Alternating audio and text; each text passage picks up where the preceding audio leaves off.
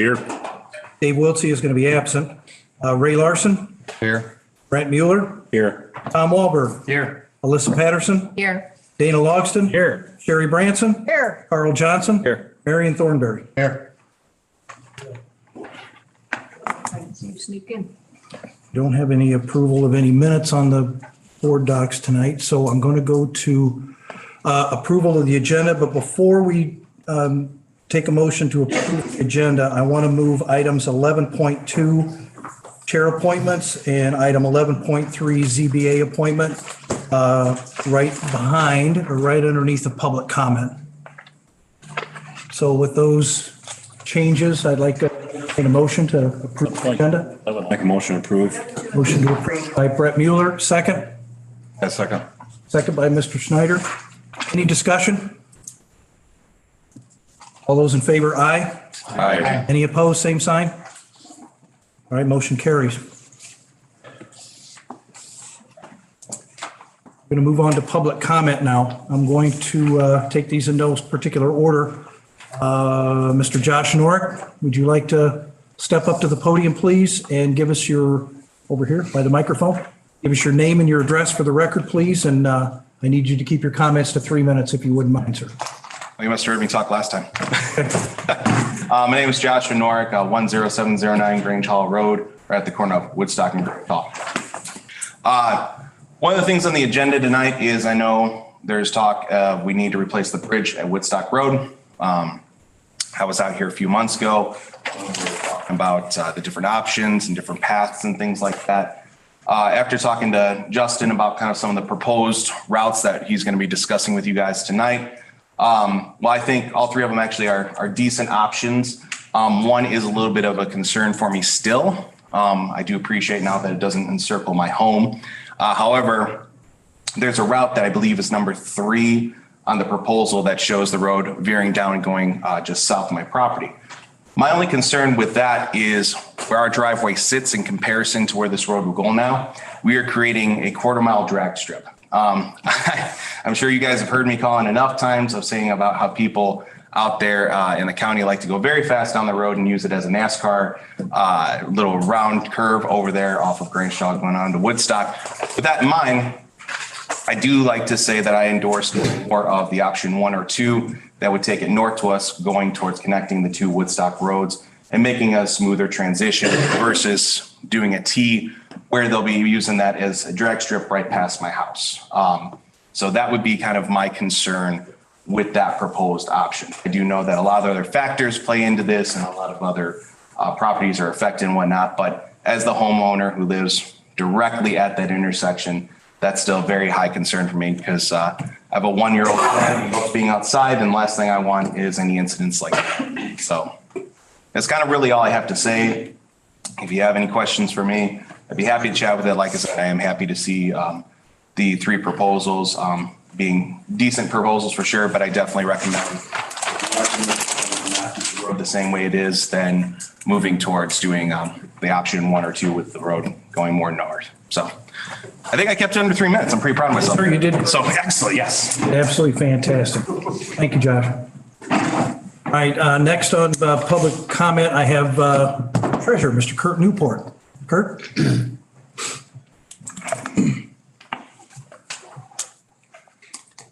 Good evening, everyone. My name is Kurt Newport. I work here in the building. Wanted to take a minute tonight. As most of you know, tonight is the final meeting for our acting county administrator, Dan Streed, and I wanted to take a minute to express my appreciation for his service to the county. Dan has been the glue that held this administration together during some pretty difficult times in our recent history. It was nearly 4 years ago when our veteran county administrator, Ken Tirinoni, suddenly became disabled. And we all looked to Dan. Take the wheel, Dan. And this young man who had been with us less than a year at that time stepped up to the helm and steered the ship. And he provided the continuity that was crucial during the transitions that followed as we hired a temporary county administrator and then eventually filled that position. And then again, last February, all of a sudden, we found ourselves without a county administrator again. And again, Dan took the wheel. He has been doing 2 jobs since last February, for the last 11 months, and he has done them extremely well. I have been truly impressed by his performance and grateful for dedication. So Dan, I've enjoyed working with you. I will miss you, and I wish you and your family all the best in your next chapter.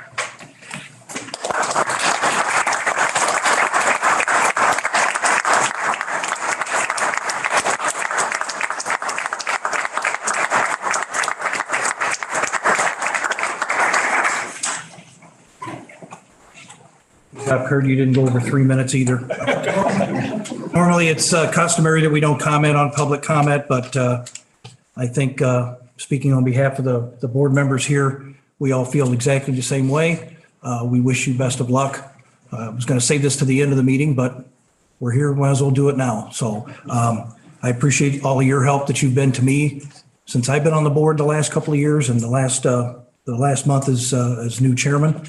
I'm going to miss you. I wish you all the best and where you're headed. So good luck, Dan. All right. And keep in touch. All right. Moving on. I'm going to move, we moved 11.2 chair appointments. This is not necessarily board action, but I am announcing tonight that the chairman for the administrative meetings will be Mr. County Board Member Ray Larson, and the chairman for the Finance Committee will be Brett Mueller, County Board Member Brett Mueller. So without jumping into anything right away, Ray, the meeting is yours. Okay, thank you, Mr. Chairman. Were you going to? Oh, whoops, I'm sorry. Hold on a minute. Ray, I'm sorry. I forgot 11.3. 11.3, I wanted to do this quick too. We got an application for a zoning board appointment. Mr. Steve Schabacher. You've all gotten the email from county administration on Steve's application. We're just discussing it tonight. I explained to Steve that under how I'm wanting to do things as far as chairman appointments go, is I want to bring the county board into the loop on all appointments, no matter how big or how small. So at this point in time, Mr. Schabacher is here in the audience tonight. I told him I would not have an opportunity for everyone to bombard him, but if anybody does have any questions for him, you've all taken a look at his application. Again, we're just discussing it tonight. And Steve, if you have anything you need to say, or? I was on the ZBA for a while. I really enjoyed it. Mr. Chairman. Yep. Point of order, if he's going to speak. I know. Yes, you're right. Thank you, sir. Mr. Schabacher, if you wouldn't mind using the microphone. I was hoping it. Yeah, I know. That's all right. It was almost there. Thank you. Thank you. I don't have all that much to say. Well, I just, I hope that you folks consider me for that position. And I was on it for a few years. I was your zoning officer for several years for the county and actually the city. I hope I can bring some knowledge to that board, and I'd appreciate your support. That's all I have to say. all right. Very good. Anybody have any questions for Steve while he's here? If not, his phone information is on the application. It went out on the email. By all means, feel free to contact him, and I'm sure Steve would be happy to answer any questions you might have. All right. Thanks, everybody. Thank you, Steve. Appreciate you coming in. All right. Again, I'm sorry, Chairman Larson, the meeting is yours. Thank you. We're on to 6.1, public safety, Sheriff Junk. We have for us here today. Yeah, I do. Good evening, everybody. Happy New Year. Happy New Year to you. I also had Dan. I didn't know if he was going to be here tonight, but also thank you for everything that you gave our county last few years. Also, congratulations to Becky. Welcome aboard. I guess most of all, welcome home. Thank you. So we're glad to have you here with us. So, yeah, the reason I brought these individuals with me tonight, tomorrow, some of you got the email. We begin our new chapter with the Boone County Sheriff's Department tomorrow morning, and all of you are welcome at 10 o'clock at the Boone County public safety building in the training room, we will be swearing in 8 individuals for promotions and 2 new recruits that will begin the academy on Sunday. So 10 swearing-ins. Obviously, I've been with the Sheriff's Department for a few years. We've had a couple at a time, but we have never seen what we will experience tomorrow with 8 promotions. So tonight I brought 3 of the 4. This is the new command staff. These individuals, obviously, I thought it'd be important to bring them and have you see them by face, not just by name. Obviously, they will probably be brought up in this monthly information once in a great while. They are obviously our future leaders. They will lead the Sheriff's Department in good hands and lead us into the future. So with that, our new Chief Deputy will be Pat Malloy. He's currently a lieutenant with the Sheriff's Department, and he'll be our, sure, come on up, I like it. And then they'll exit. Our Lieutenant of Corrections will be Jody Ewers. She's currently a sergeant in the Corrections Division. 1 lieutenant, and he will be filling in for my spot. Lieutenant of Operations is Sergeant Darren Rowe. And then Sergeant Kevin Smythe, who is currently working patrol tonight. I don't know if you guys find out, did he get a call or? Guess he's not sworn in yet, so we'll see what happens here. So he will be replacing Pat Malloy's position as our lieutenant of the 911 center, dispatch and the PSB. So that is our new command staff. And besides that, we'll be swearing in 2 more sergeants or 2 patrol sergeants for patrol, a master sergeant for corrections, and a sergeant for corrections as well. So 3 individuals retired, and it was just a domino effect for all these individuals. So we're looking forward till tomorrow at about noon, and we can, again, start a new chapter with the Boone County Sheriff's Department. Well, thanks for coming tonight.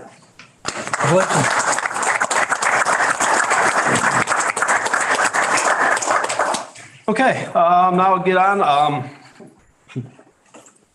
I'll let them leave first. They don't even want to hear my speech.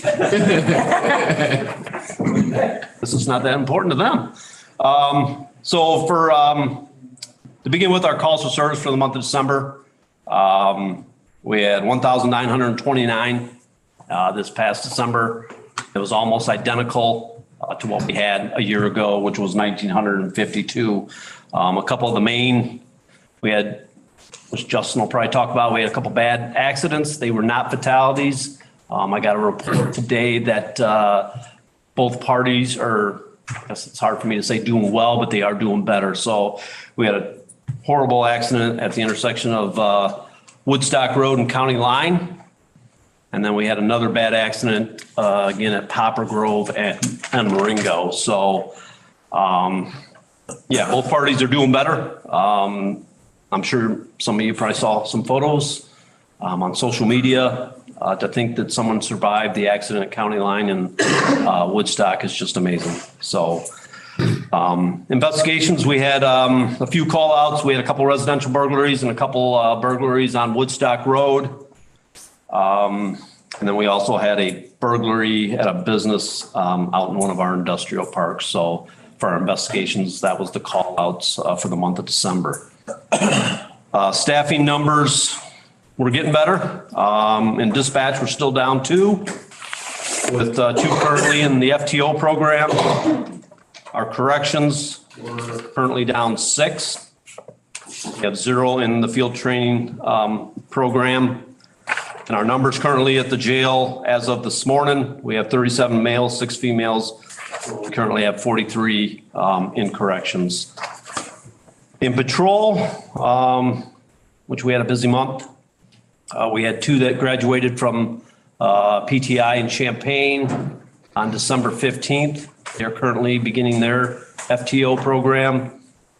Tomorrow, like I said, we swear in 2 new rookies to begin training on Sunday. We are actually going to send them to Sauk Valley in Dixon. It's the first time that Sauk Valley was going to host a police academy. So we'll see how that goes. But we're just fortunate we got in. We're on the waiting list. Seems like throughout the state, The state was able to approve their training.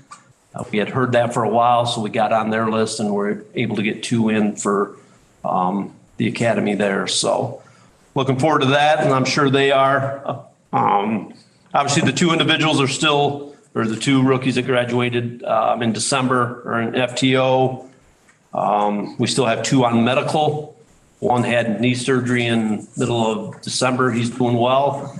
And the other one has shoulder surgery scheduled for the 20th of January.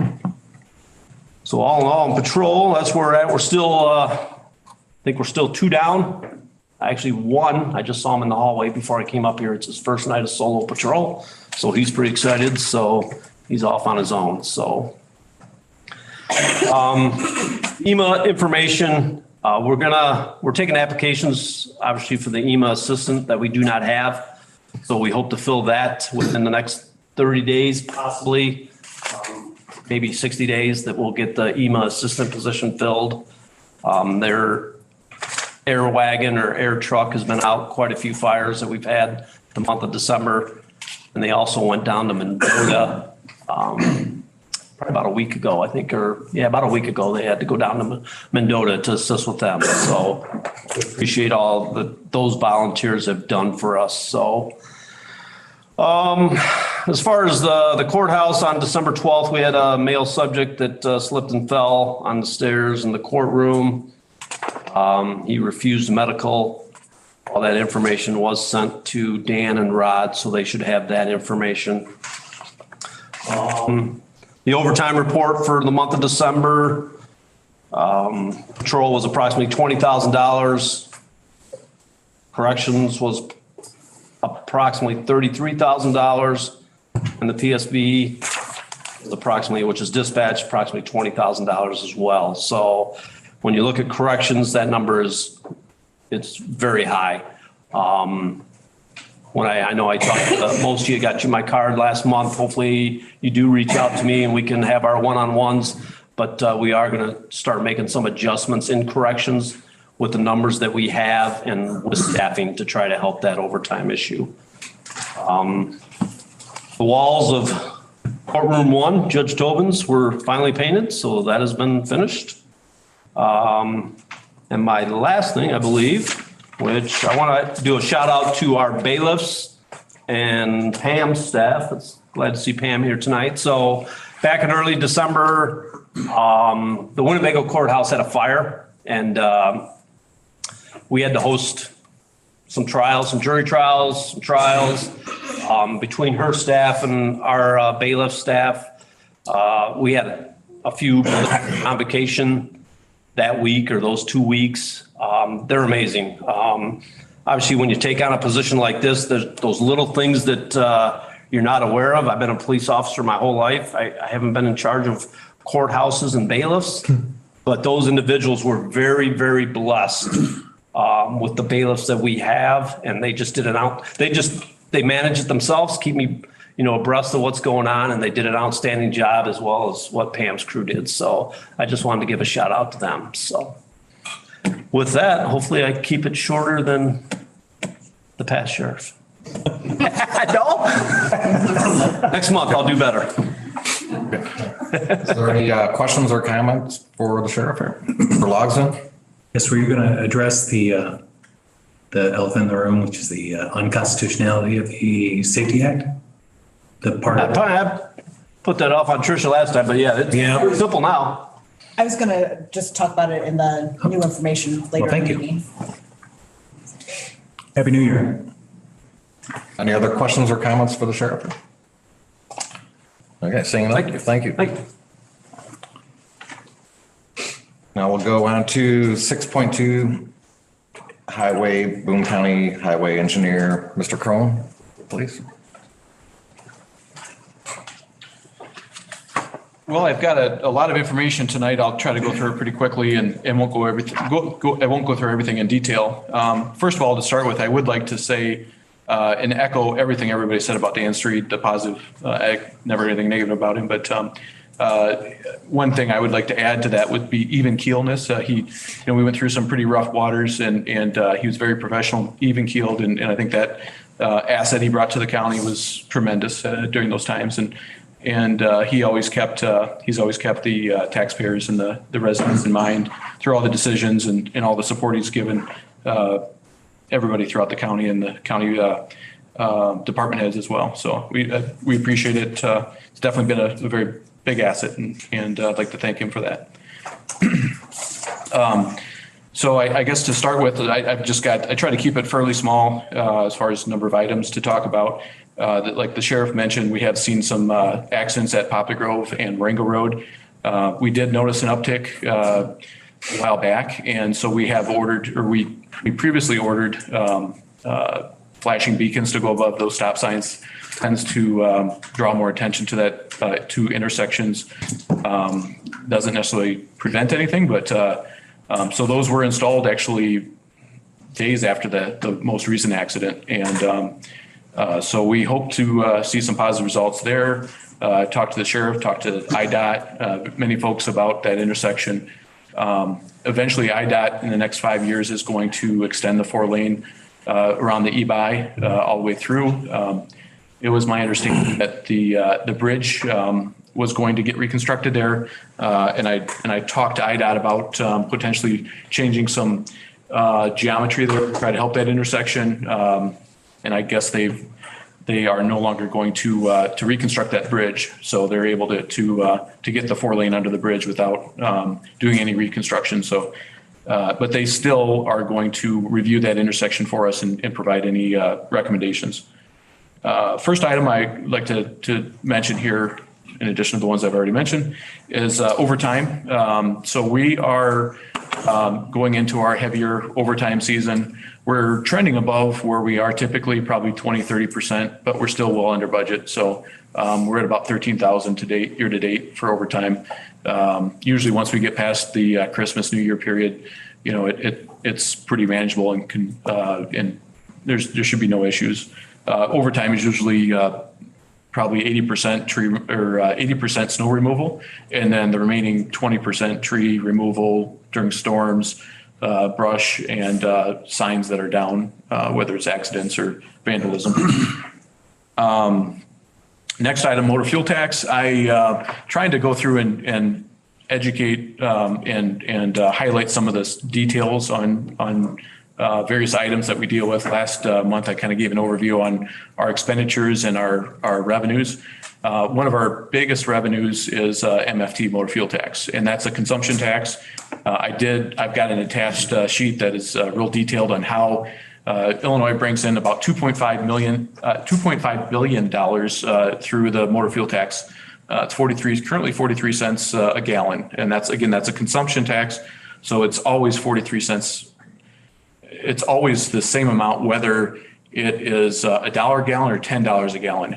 The last, it was 2019, I believe, is when the governor, legislators passed a CPI indexing of MFT. So motor fuel tax will increase primarily based on CPI over time. So it's currently 43 cents. At that time when that passed, if you recall, it was 19 cents. They added another 19 cents plus the CPI. So it substantially increased. We get just over, I think it's 1.2 million, roughly 1.2 million out of that 2.5 billion. And then I have all the other local agencies listed on that sheet. And then that kind of has a chart on where that 2.5 billion gets funneled down and where it goes to the various agencies and how it's distributed. So I can certainly go into detail, and if you've got specific questions, I can try to answer those. But I didn't want to get into the weeds too far, but just provide some basic information on these various items. The third item is electronic recycling.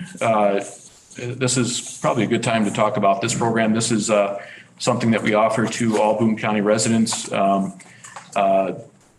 was a Consumer Electronic Recycling Act that was passed in 2017, implemented in 2018, and that changed the ability to throw away certain items into the trash collection. And so there's a slideshow on there. I'm not going to go through it all, We have a very successful program here. We're one of the few, if not the only county that does not charge residents for, we do charge for more than one TV, and that's not necessarily geared at our residents, but it's geared at others to bring. When we first implemented this program, we've had, McHenry County, Winnebago County, all bringing their TVs in because we are the only one in this area that does not charge for drop off electronics. And so we had to start charging for multiple TVs to catch those that are bringing it in from outside sources. So anyway, we've got a very successful program here. We are currently without a program, unfortunately, because of some out of our control last minute changes. Hopefully this month you will be seeing a new program that will be in front of you to sign a memorandum of understanding to implement that new program. We're still kind of working out the details. I think we're getting real close. But I just wanted to bring that up. It's the recycling program operates Tuesdays, Thursdays, and Saturdays from 9 a.m. to 2 p.m. It's out at the Boone County Highway Department. And there's a very specific list of items that we do accept, and it's all listed on our website and then also in the board docs attachment. So if you've got any, I certainly can answer those. The reason, well, at least the reason I justify us being involved, you wonder why would the highway department be involved in this? If we don't have this program, those TVs typically end up in rural ditches, and then we have to get them out of the ditches anyway. And it's a lot easier to have one location to be brought in, and than it is to have our guys collecting them out of ditches rather than doing what they should be doing with infrastructure. So yeah, that's just kind of an overview on our recycling program. We've kind of fine tuned it, and I think we're in a really good place, and I'm just trying to maintain that for a while here with our program. And the final item is item 4 would be Woodstock Road. We did talk about this a little bit last month. I said that, hey, this will be coming up. Just wanted to give you and this is kind of the second warning. And then I would like to try to get some direction maybe from the board at the next meeting. But I wanted to present the map that's attached. If you recall, we do have a federal funded grant that's has to be obligated by 2027 for the replacement of the Poplar Grove Road Bridge over the Piscasaw Creek. And so in order for us to get all of our ducks in a row, we want to make sure that if we are going to do any improvements, there's nothing to say that we don't have to do outside of the bridge work. We don't need to do anything. I would like to, at the minimum, widen the shoulders and make some road improvements when that bridge is out. When the bridge is out, the road will be closed. So that's a good time to do some improvements. And that's partly why I'm proposing to do some of these potential alternate routes. We can do, there's multiple alternate routes that can be done. We had a public hearing, and that's where I met Josh, and I've been keeping some of the folks that were very active in that public hearing, keeping them informed on the status of where things are going.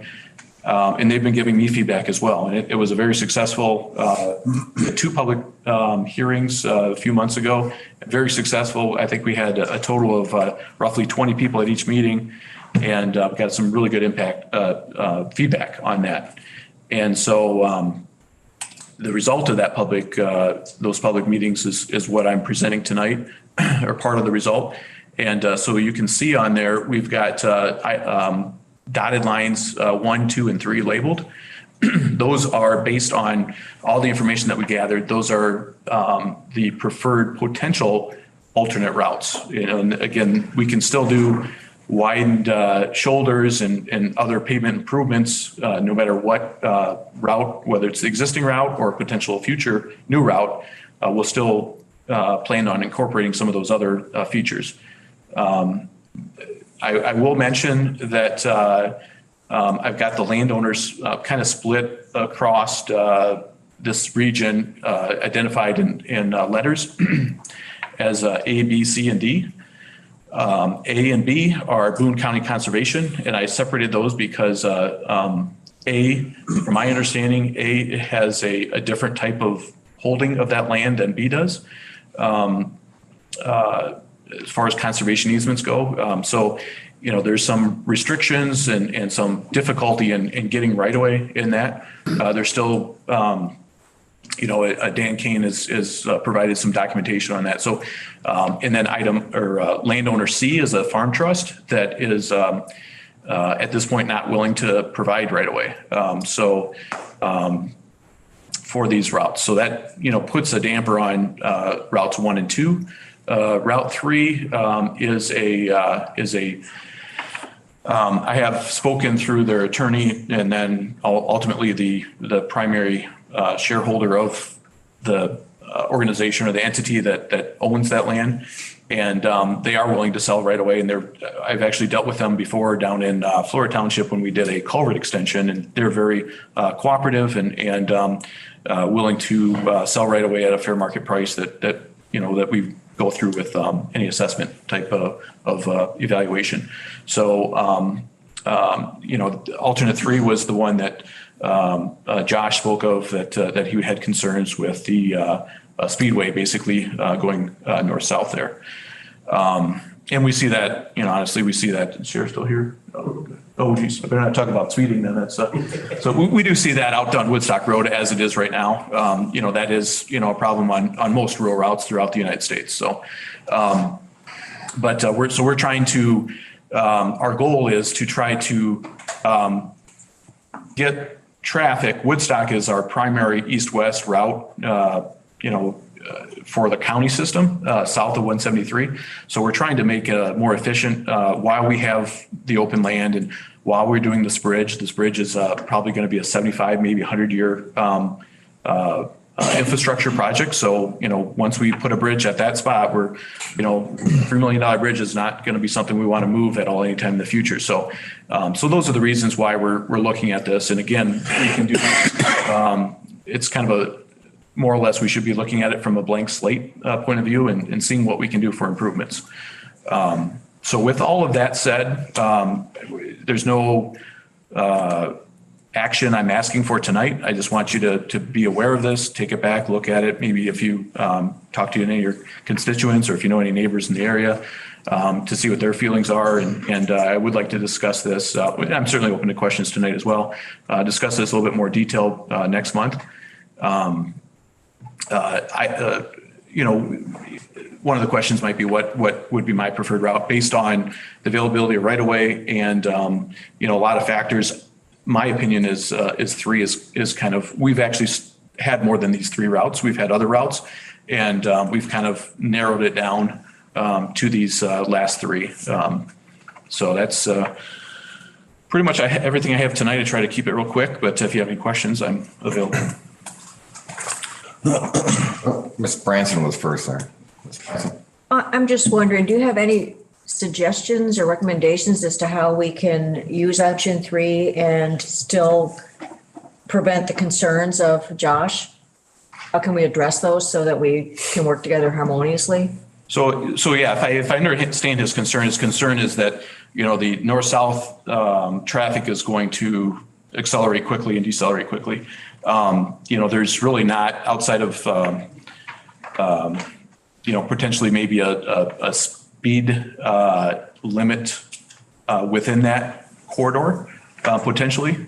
So theoretically, you know, I don't know, you know, as far as acceleration goes, we could do a calculation there, but, you know, really if you're trying to get up to, you know, 65 miles per hour or 60 miles an hour in that short of distance, you're going to be braking as soon as you take your foot off the gas. So I think we could potentially lower the speed limit slightly there and maybe alleviate some of those concerns, you know, whether, you know, I don't know that we want to lower it too much. And you know, my guess without doing a speed study is you probably wouldn't be able to lower it more than 5 miles an hour. So maybe you could do a 45 or 45 to 55 there somewhere in that range between those 2 points. That would be the only first thing that comes to mind, but we could potentially look at some other things as well, but.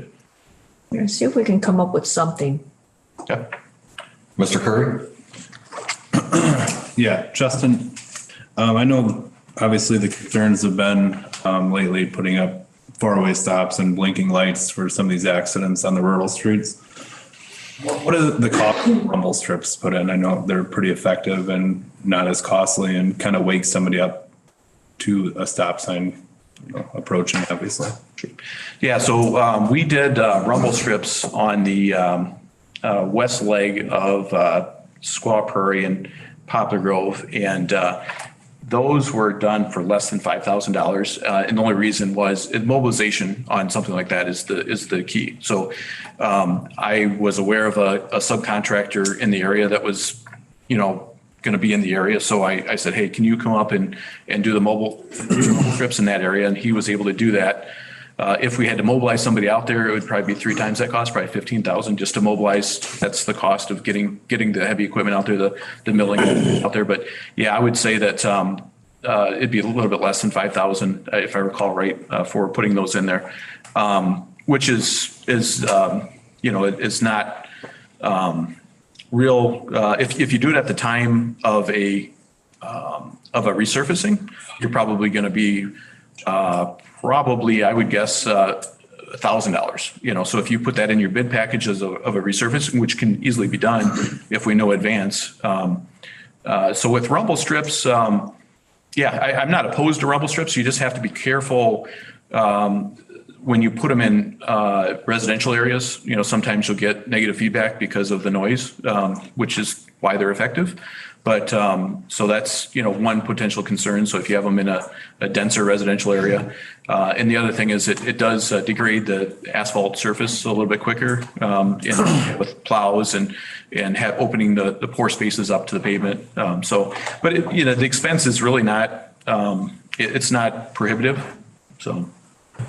Go ahead, Mr. Do they all have to be milled, or are there some that sit on the surface that are very minimally raised that just cause the effect?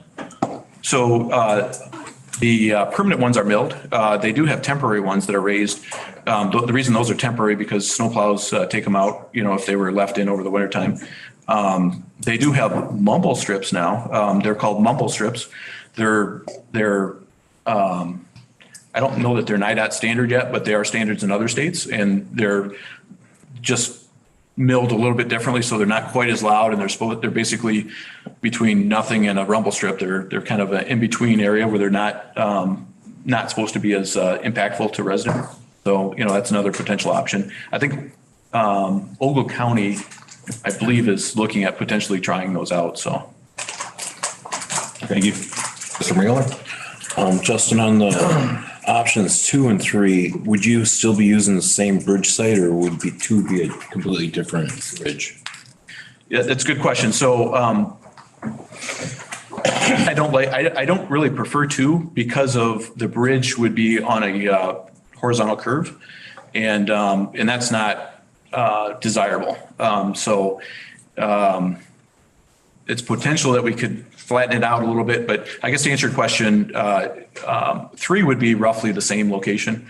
2 would have a different location, but 2, having a curve on a bridge is never a good idea, and we're going to be very close. This is very preliminary and very just an exhibit. It's not a design, so there's potentially that we could create a curve on the bridge, but it's not a good idea to have a curve even near a bridge. It just amplifies your potential future issues. But yeah, so it would be 2 would be in a different location, 3 would be the same location, and ultimately cost difference of moving a bridge is not in that criteria is not significant. Usually when we rebuild a bridge, quite often we will offset the piers and the abutments just to make sure that we're not driving through additional existing pile, and you'll encounter excavation issues and all that kind of thing. So quite often the current these bridges last 75 years. So usually 75 years down the road, at least from when these bridges are built, and this is the same for Poplar Grove Road Bridge. The materials and the construction methods are advanced where you can actually reduce a span. And then when you reduce a span, then you put your piers at the midsections there, and you miss everything too. So I don't know 75 years from now if we'll still continue to progress like that or not. But so yeah, there's really not a big difference in cost or effort by having that small change. Okay. Okay, if I could hear if we're looking at number one, that's going to be a second whole bridge, correct? Well, we would, that's a good question. If we do that, we would be, that's the benefit of number one, is we would keep the bridge in service until the new one opened. But after the new one's open, then we would take out, Woodstock Road would then be abandoned. And, those homes would have basically a dead end road. Brought my daughter's cat toy with. That was the problem. Some of the roads are covered up a little bit on here. It's not strong enough. My daughter's cat toy, I thought I'd try it tonight, but. Dan, I believe has one. Okay. So, yeah, I think I know your question. So the section of bridge on the east end, we've got a cemetery there that would need access still. And so access would have to be maintained. So that's a cemetery right there. And so access would need to be maintained for that cemetery. And so if we went with option number one, the Woodstock Road would terminate there and, it would terminate here. And so this whole section of Woodstock Road would be removed and no longer exist at that location. So there might have to be a service lane or, depending on, for the conservation district for, their visitors and that sort of thing, but there would be a through road. So that bridge, ultimately when we're all done with this project, we'd only have one Woodstock Road bridge.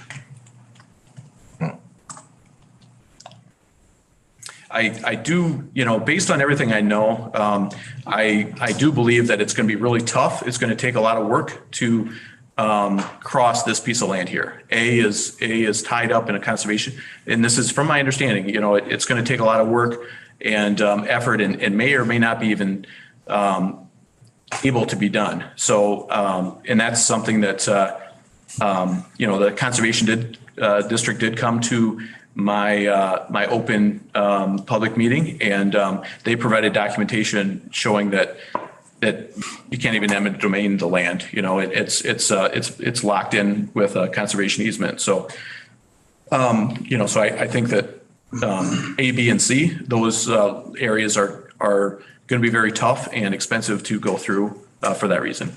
And the other reason I like option 3 is that, so if you recall, or if I'm sure you've all been out to this area, the area from here to about right here is all floodplain, and it's a lower elevation, and there's like a land bridge in here, elevated piece. So option 3 doesn't impact that. So we're going to be using the existing land bridge. That was one of the concerns that came up in the meeting, the public meeting, is this curve right here. And there's a large steep drop off there that is a concern. So, by going straight through here, we eliminate that curve.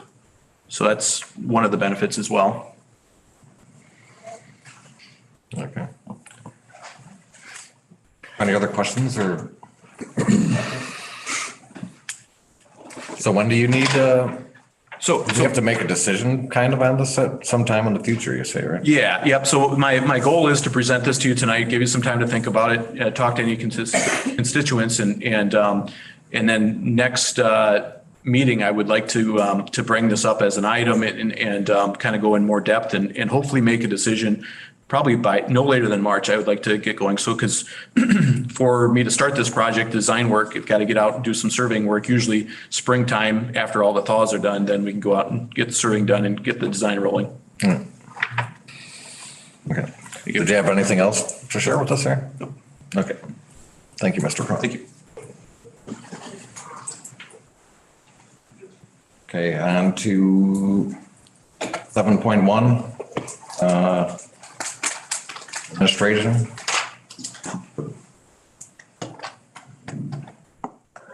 Does Ms. Tobin or Ann, do you have anything to present I tonight? don't have anything to present. I guess I could introduce myself. I'm Becky Tobin, the new county administrator. I see quite a few familiar faces, which is nice, and some new faces as well. I look forward to getting to sit down with each and every one of you, hopefully in the next couple of weeks, and go through, your ideas, your concept plans for the county going forward, and get to know all of you. So thank you. And I also want to reiterate how amazing Dan has been for the county through all the turmoil in the last 4 years. He's leaving it in a very good place. Okay, thank you. Ooh. Now am I thinking? On to building.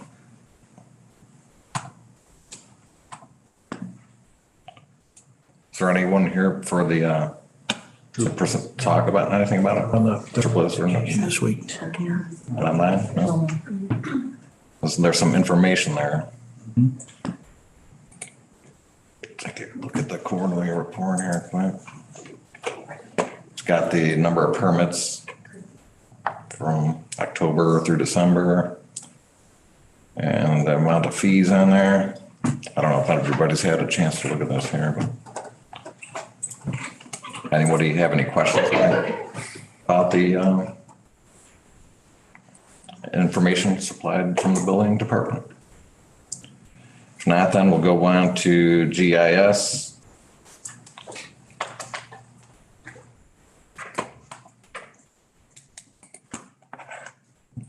Hello. I don't, as usual, have anything new to say, but other than what's in my report, I don't know if anyone has any questions. Real short and sweet. Okay. So no questions, comments for Tammy here? No? Okay. I guess an easy night for you then. Thank you. On to planning. Izzy? Thank you. Good evening. Planning is working on several applications, as you'll see tonight, special uses, text amendments. Looking into the future, we do have other applications coming. Planning is also working on more text amendments and planning for the comprehensive zoning amendments, ordinance amendments that we are going to be doing, but I can take any questions. Mr. Curry? I don't know if you'd be able to help us out with this, but can we get some information on the result of the 2-year moratorium on impact fees? Just a comparison to prior, just to kind of see where we're at. I can make a note of that. And when does that moratorium end? Do you remember? Is it March, this March? I think it's March, isn't I it? believe it was in March. And so at the time, the plan was to, the pledge was to then, once the moratorium ends in March, would be the staff would present some sort of an overview. Okay. And then bring back the Park District, Conservation District, and the school district as well, as they're the beneficiaries of the impact fees that the county collects. And so I would say probably sometime after March, staff can work and bring that back. Okay, we can wait till that. I was just curious. Thank you. Good, thank you. Any other questions, comments for Izzy here? Okay, talk to you later. On to number 8 here, written monthly departmental reports and updates. Don't see anything from animal services. Yeah, I always go through it. There's nothing, there's a little thing from the circuit court. My computer's going slow here. I believe the circuit court had a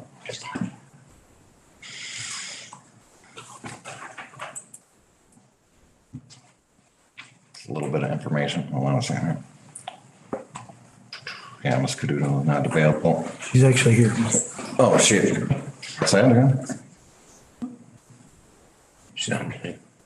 Oh, she's online, you say? No, she's right over there. Oh, yeah, that's right. We're looking for Pam, yeah. Yeah. She doesn't want to. No comment on that report? No, we're all good. Oh, okay.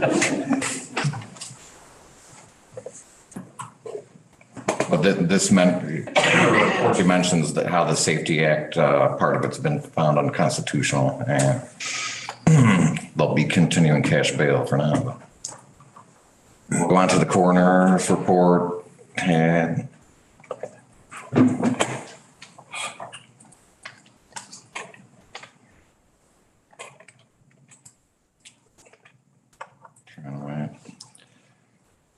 My computer's really slow here at the moment. You see, we had the amount of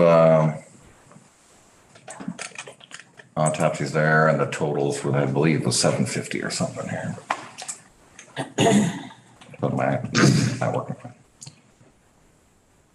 And probation, Ms. Galliano, not here for any presentation, or we're skipping over it? We're skipping over it. Go on to there's no other information on these other ones under that section here. So go to 9.1. I need a motion to approve the claims with the understanding that Carl Johnson abstains from voting on all claims presented by William Charles, Northern Illinois Service Company, Core and Maine. All claims submitted by the Boone County Highway Department and all claims submitted by any county department regarding sewage, stormwater, construction, and excavation. Bill Robertson, I don't believe that needs to be on there, does it? Delete that. I'll take that off. Yep. Take that off. So moved. And by Mr. Curry, seconded by Mr. Walbert. We need a roll call vote for this, please. Here it is. Rodney Riley, yes. Ryan Curry, Yes. Brian Schneider, Yes. Ray Larson, Aye. Brent Mueller, Yes. Tom Walberg, Yes. Alyssa Patterson, Yes. Dana Logston, Yes. Sherry Branson, Yes. Carl Johnson, Yes. Marion Thornberry. Yes. Motion passes. On to 9.2, Poplar Grove Road Bridge Material Letting Award. This, Chrome, do you want to? Yeah, so if you recall, based on the material supply chain issues that were present the last couple of years, we went out to bid on some of the major components that were having issues. We went out to bid on steel reinforcement and ridge beams. And this is the result of those of that bid. The steel reinforcement vendor didn't complete the bidding process properly, and we only had one bid for each item, the beams and the steel reinforcement. And so their bid was thrown out, and the beams bid is what you see in front of you and what I recommend approving. It'll give us a jump start on the project and ensure that when we demo the existing structure that we'll be in a good position to put it in without any material concerns. Steel reinforcement has the issues kind of subsided a little bit there. And so I'm pretty comfortable that the project will continue without any issues. The steel reinforcement has by addendum been added back into the construction contract, which is the letting date of that is January 20th. So I do recommend approval of this bid.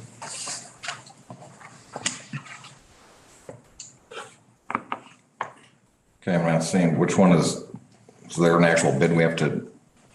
Yeah, if you click on it under recommended action, it'll show you.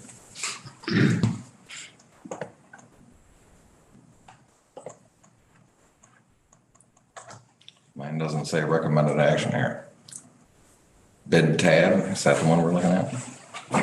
It's not up there.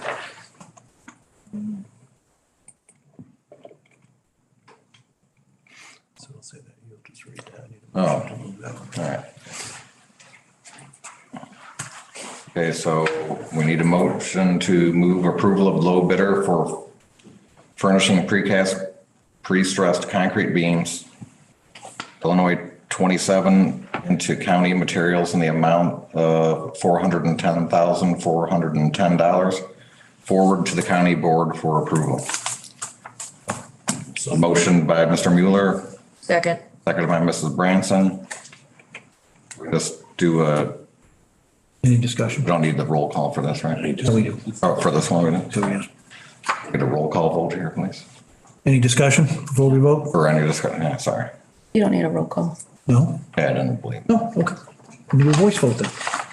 All those in favor? Aye. Aye. Any opposed? Same sign. Motion Carried. passed. Yep. On to Health Department mobile unit purchase. talk about this or? No?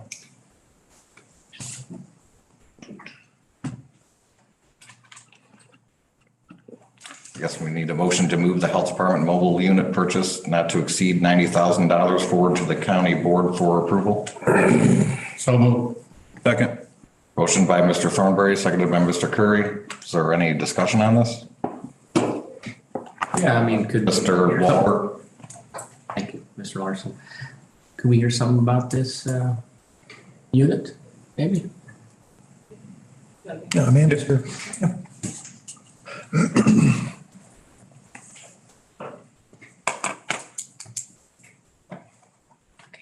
Good evening, everyone. Amanda Mail with the Boone County Health Department, and welcome, Becky. So I did include a cover sheet sort of explaining the background and history of the project, and there was a quote included and an invoice included in the board docs materials, as well as the list of references of whom we've reached out to and vetted for this particular company that we've chosen. I did include the Boone County purchasing policy. Since this is a used vehicle with low mileage, it's not subject to the county purchasing policy.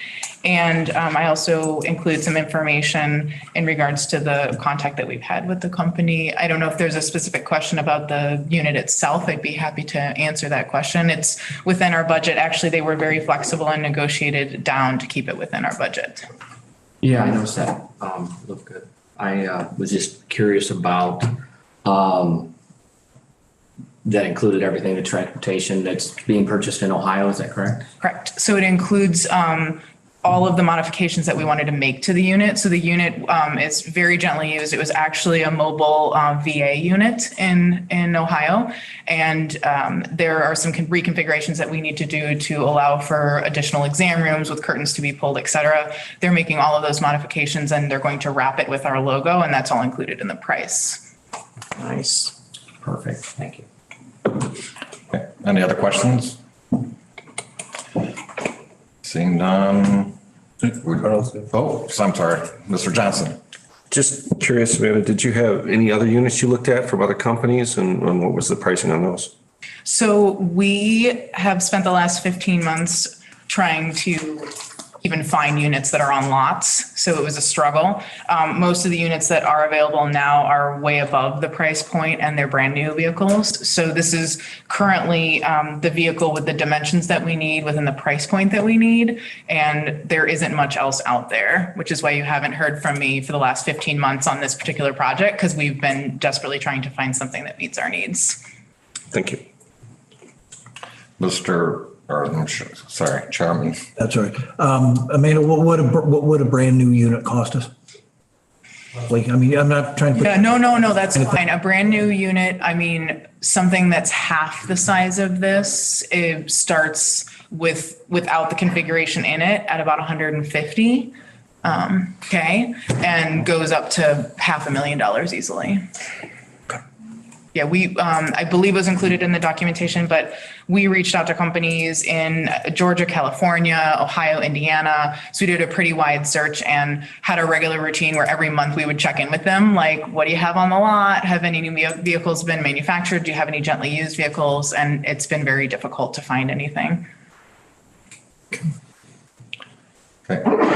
Any other questions? Oh, Mr. Walter. I apologize. That one question I was going to ask, what was the mileage on this? Because I didn't see that in the documentation. 62,000. And if I could, we're not going to drive this around out of the county or anything really much, right? It'll be to provide services in Boone Just County. in the county, Yeah, so it'll allow us to park up in Hebron or go over to Garden Prairie or do a southern area of the city of Belvedere where we might have residents that struggle to get to our clinic for certain services. Mr. Logson? Just for anybody who might not know, can you just give a very brief synopsis of what those services might be?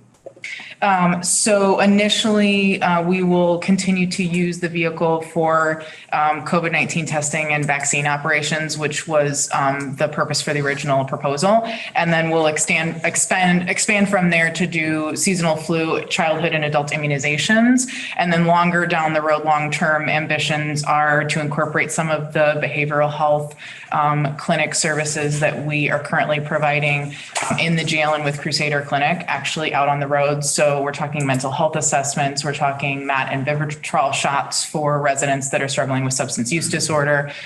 The way that they're going to configure it is going to really allow us to do almost any service that we currently provide at the health department or that we may want to provide in the near future on this vehicle. I mean, it is the size of a motorhome, so it's quite large, and will allow us to have multiple appointments happening at once if we would need that. Okay, any other discussion? Mr. Johnson? Just curious, you said it's the size of a motor home? Any special licensing needed to drive it? Nope. Okay, so just a standard, normal, everyday license can drive it, okay. Okay, any other discussion? So we have the motion, the county board, we can use a voice vote on this, I believe. So all those in favor say aye. Aye. All those opposed say nay. Nay. The motion carries.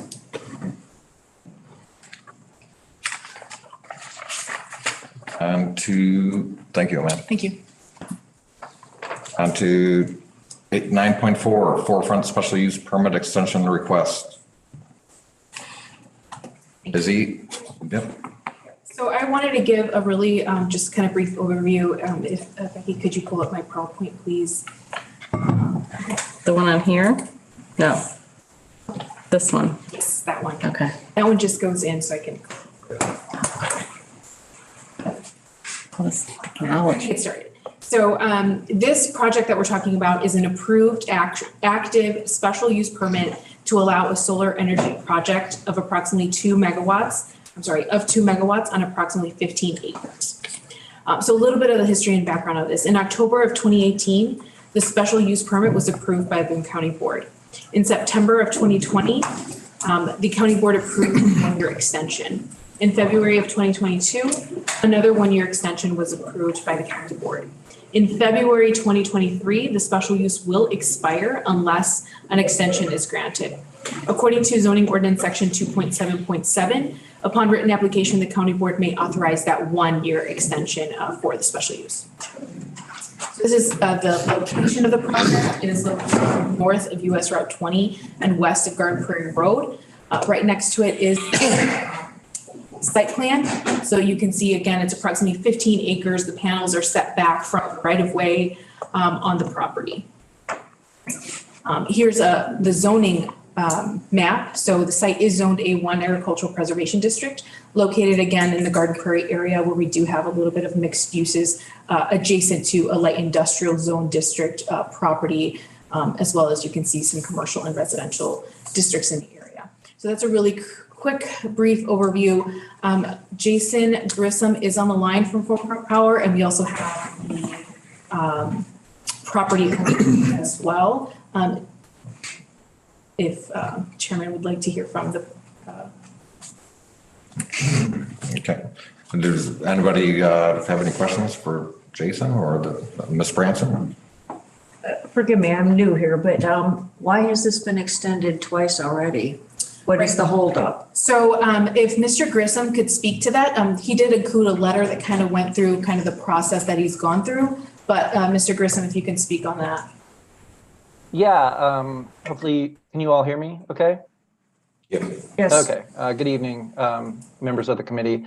Yeah, I mean, I think Izzy lined it out pretty well, but you know, we originally got a special use permit approved in 2018, and you know, I think it was April of 2019, the Illinois IPA released the results of the first lottery, and we were very unlucky. We were only awarded 4 projects out of, I think we had 53 at that time, so that was disappointing. And Forefront, you know, was kind of always felt confident that, you know, there was going to be future legislation based off the kind of the renewable goals of the state. And fortunately, on September of 2021, Governor Pritzker signed the Climate Adjustable or Equitable Jobs Act, which included increased capacity and significant changes to the adjustable block program. And it basically gave new life to these projects that we decided to hold on to. So the program opened for resubmission, I think it was November of 2022, and we submitted this project and other projects back into the CEJA program, and the program administrator, I think, is currently reviewing these projects, and they're targeting late February for providing awards for these projects, and that's when Forefront Power will have more information on when we're constructing these projects. So basically, why we are where we are is we've been really dictated by the ABP program and their timing. And that's why we're working to extend this SUP and other SUPs kind of in different counties. Well, because obviously you need the SUP as part of the program, and then obviously to build the project. Okay, if I could, the last time we had extended this, I thought, I might be wrong, but I thought you were awarded the funding for this. No, we were just tracking the legislation and knew that, that we, have third party kind of legislative legal entities that help us track the progress of the bill, and we just knew that the bill was going to be signed, and we wanted to position ourselves to have an active permit. So if I can go on here, so there's a chance that you won't get funding from the state for this again, possibly? This particular iteration, or this particular time, it's not going to be a lottery. It's more of a point system. And, it's based off shares of projects that developers have. So it's a lot more equitable, I guess you could say. And the points that this particular project has is really, this is one of our most favorable projects.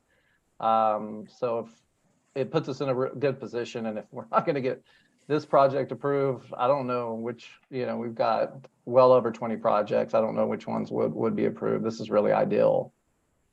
This is one of the more ideal projects that we have. So we're very optimistic about this particular project. Okay. If I can, I would really like to address the board. Can't do that right now, ma'am. I'm sorry. Wait, I'm sorry, Chairman. This is the property owner. So I know she wanted, sorry. So as part of the application, she would like to say it. Yes, that's fine. Sure.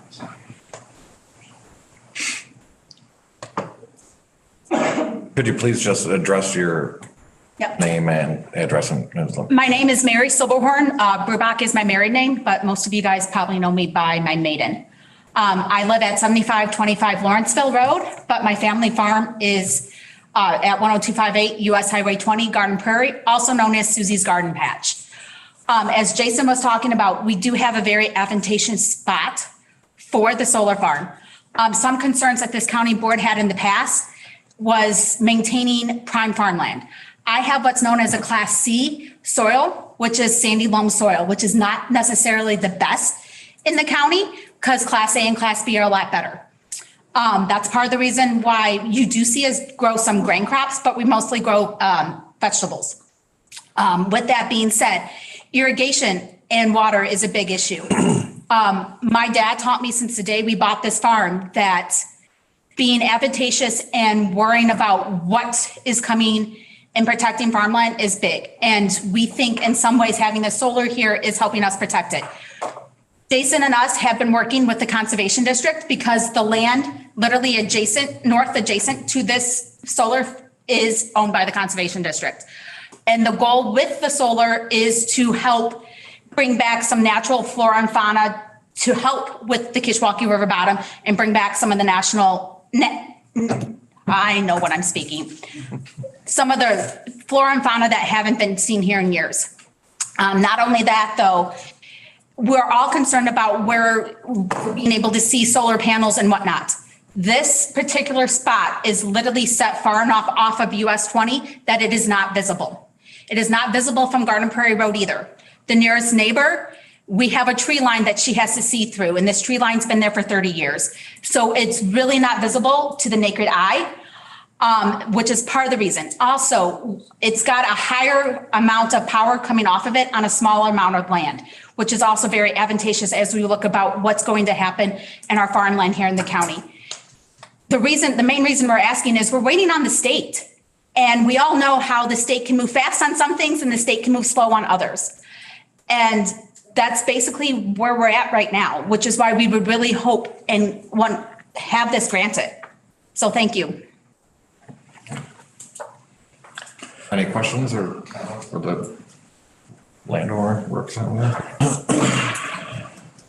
Is there, if not, can I get a motion to move forefront special use permit extension request forward to county board for approval? So moved. Second. Motion by Mr. Curry, seconded by Mr. Wahlberg. Is there any other discussion? Any other questions on this? Seeing none, all those in favor say aye. Aye. All opposed, say nay. Nay. The motion carries. We'll go on to 9.5, PA-43-2022, Boone County text amendment. Yep, thank you. Yeah, is he? Yes, go. Yep. Ms. Chilton could pull up my PowerPoint again. Thank you. Oh, they're really testing me on my first. Test for everything. What's the other PowerPoint? I'm sorry. Oh, the other one? Yes, it's the one you had before. Okay, I'll get started. All right, so a little background on this text amendment. So this goes back to our lot of record ad hoc discussions that we had earlier last year. Yes, there's still some carryover from that on how we can build a single family home in the A1 agricultural zoning district. So part of the discussions that were had at the ad hoc were discussions of existing special use permits that would allow the same, right? Building a single family home in A1. And we're talking about two. So one of them is having a conservation district being recorded and established and then applying for a special use for one single family home. The other is a special use permit that would allow a lot of record exchange. In this case, we have an established lot of record, that is buildable with a single family home, but it's not in a location where the property owner would like to build. And so they would apply for that extension to then kind of swap where that buildable parcel would be. The Agricultural Conservation Easement and Farmland Protection Commission also reviewed this and had various amendments that they had discussed for a while now. And so they also looked at this and they recommended these forward to the ZBA for approval. So there's two sections in the ordinance, 4.14 and 4.15.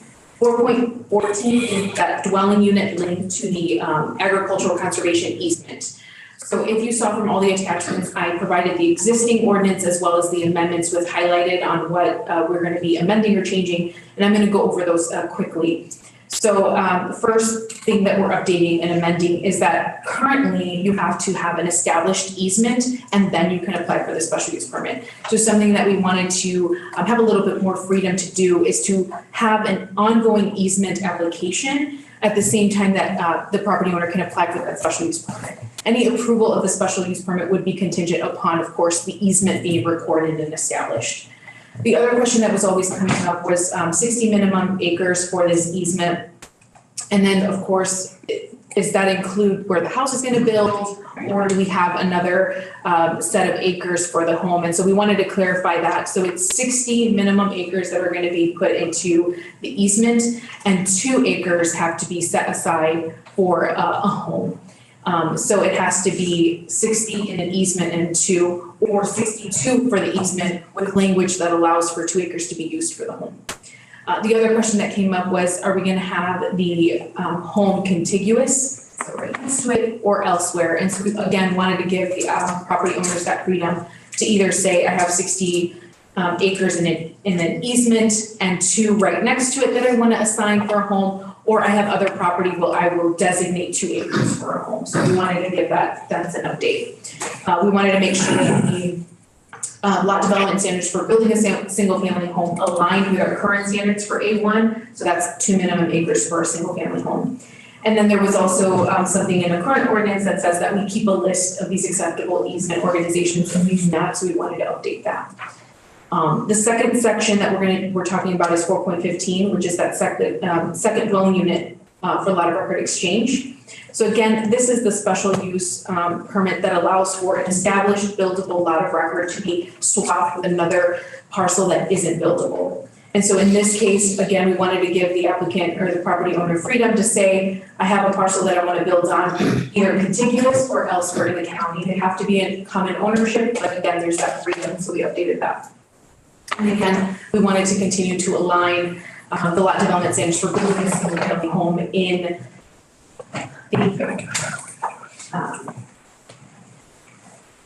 the A1 as they are in our current zoning ordinance. So those align, minimum 2 acres, 250 feet of road frontage, setbacks, et cetera. So the zoning board of appeals did have a hearing. We did get a call, and there's a letter that became part of the public comment. There were no concerns from the zoning board of appeals. Zoning board of appeals voted in favor of the text amendment 4-0, and staff is also recommending in favor. And I can take any questions. Mr. Mueller? Did it used to be 40 acres or did you increase it to 60? Or what was the old version of it? So it's always been 60. It's just the question was, is the 60 include 2 for the home, or is it added 2 for the home? And we clarified that. So now you need 60 in the easement plus an additional 2 for the home. Okay, thank you. Any other questions, comments, discussion on this? Seeing none, could I get a motion to move ordinance? What's that? So moved. Okay, just let me read it here. Motion to move ordinance 23-05 TA-43-2022 Boone County Tax Amendment forward to the County Board for approval. Motion by Mr. Thornberry, seconded by Mr. Mueller. Is there any other discussion? Seeing none, all those in favor say aye. Aye. All those opposed say nay. The motion carries. Thank you. On to 9.6. Could I get a motion to move ordinance 23-06 UP-44-2022 Sunvest Solar LLC forward to the County Board for approval? So moved. Motion by Mr. Curry. Second. Second by Mr. Logsdon. Thank you. And is he again? Yes, thank you. So this site is located in Boone Township, south of US Route 20, east of Garden Prairie Road. It's currently open agricultural land. The site is zoned A1 Agricultural Preservation District. This project is taking up 2 parcels. However, the project area is only approximately 35 acres. The applicant is seeking a special use permit for a solar energy project. As you can see from the site plan, it is set back approximately 366 feet from the right of way. It does go down into, again, those 2 parcels, meeting setbacks with a fence and the solar panels contained within. When I looked at the surrounding area, again, Garden Prairie is a little bit different. It does have a lot of residential, agricultural, industrial, as well as commercial uses. Solar energy projects over 1 megawatt do require a special use permit. The zoning board did review the conditions that were proposed by staff, but also added and amended some that we will look at. Other agencies did review the project, and Boone County Soil and Water Conservation District did vote not favorably. When we look at the comprehensive plan, the future intended use of this site is residential, agricultural, and a little bit of greenway. So of course, residential is intended for a variety, for just residential uses. However, solar is considered as a special use in every single one of our zoning districts. Agricultural, of course, is intended for a variety of agricultural uses. So when we look at this, it would not be in conflict with the future land use because again, solar is permitted whether by right or by special use permit in every single one of our zoning districts. And the regulations that we have attached to this solar project would bring the site back to its original state. So in comparison to the future outlook on the site of residential, this is a lower impact use and option. comprehensive plan goals and objectives that could be met with this project. Again, investment into the community, and also chapter 4, our environmental sustainability chapter. Planning Commission did vote in favor of this project 3-0. The Zoning Board of Appeals did have a public hearing. Staff did receive phone calls. There is a letter that became part of public comment as well as public comment at the hearing. Some concerns include water safety. Is there going to be noise? Is there going to be a smell? Concerns with the agricultural land, of course, and visuals. The zoning board did add conditions to mitigate those concerns, and they voted in favor of the findings of fact 4-0, and they voted in favor for the special use permit 4-0 as well. So again, these are the findings of fact that were reviewed. So the proposed use could provide economic benefit and alternative energies to the county. The proposed use is not anticipated to have any negative effects. Again, there's a lot of conditions in place to mitigate those concerns, as well as the added ones and the amended ones. The proposed use is not anticipated to have negative effects on the surrounding development. Again, there are setbacks and conditions in place for this. It is required to conform to the set of regulations and conditions that are attached to this project. The proposed use and structures are subject to review by departments, and as I always mentioned with our solar projects, not only is this part of their process, but they do obviously have to apply for permits, which takes on another review by all the agencies that reviewed it now, including building and zoning, planning, highway, conservation district. So this proposed use is lower impact, again, with tax revenue potential and renewable energy, which is in line with our comprehensive plan. So I wanted to speak on the added and amended conditions. So if you note on the attachments that I included, there's approximately 16 conditions that we attached to this. And so these are the amendments that are done to that. So there's a section for the decommissioning costs. So 100% of those estimated decommissioning costs are required up front. That was one of the amendments. The other amendment was that a landscaping buffer shall include 2 rows of trees on the northern side of the project to shield those residential uses. And this condition this would be approved by the Conservation District. As well as adding a condition that would require the soil and water testing for every 5 acres. Any deviations of the contaminants shall be mitigated within 60 days.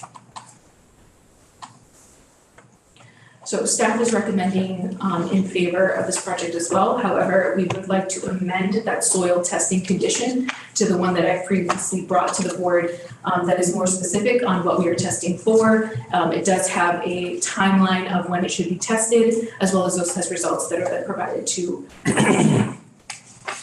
And, Bill French is here from Sunvest Solar, and he can give you a little bit more information on this project as well. Thank you, Mr. If you would like. If there's anything you want to say, and if there's any questions or comments for Mr. French here. Mr. Mueller? So, yeah. So how much solar generation is the substation capable of in Garden Prairie? Because right now we already have one project approved for 2 megawatts. Silverhorn's won another 2 megawatt, and your project is going to be how many megawatts? Potentially up to 5. 5. So how many megawatt capacity does that substation have? At this current time, I cannot tell you the answer. We're still in the study process with Commonwealth Edison on that substation. Okay. Yeah.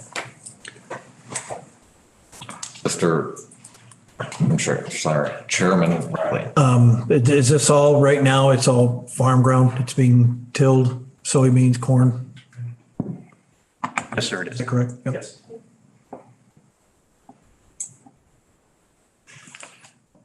Any other questions, discussion on this? Mr. Lawson? Well, Are the trees planted in such a way that you wouldn't be able to see it as you're driving down this 20 going east? Well, as you can see, it's a very narrow area there.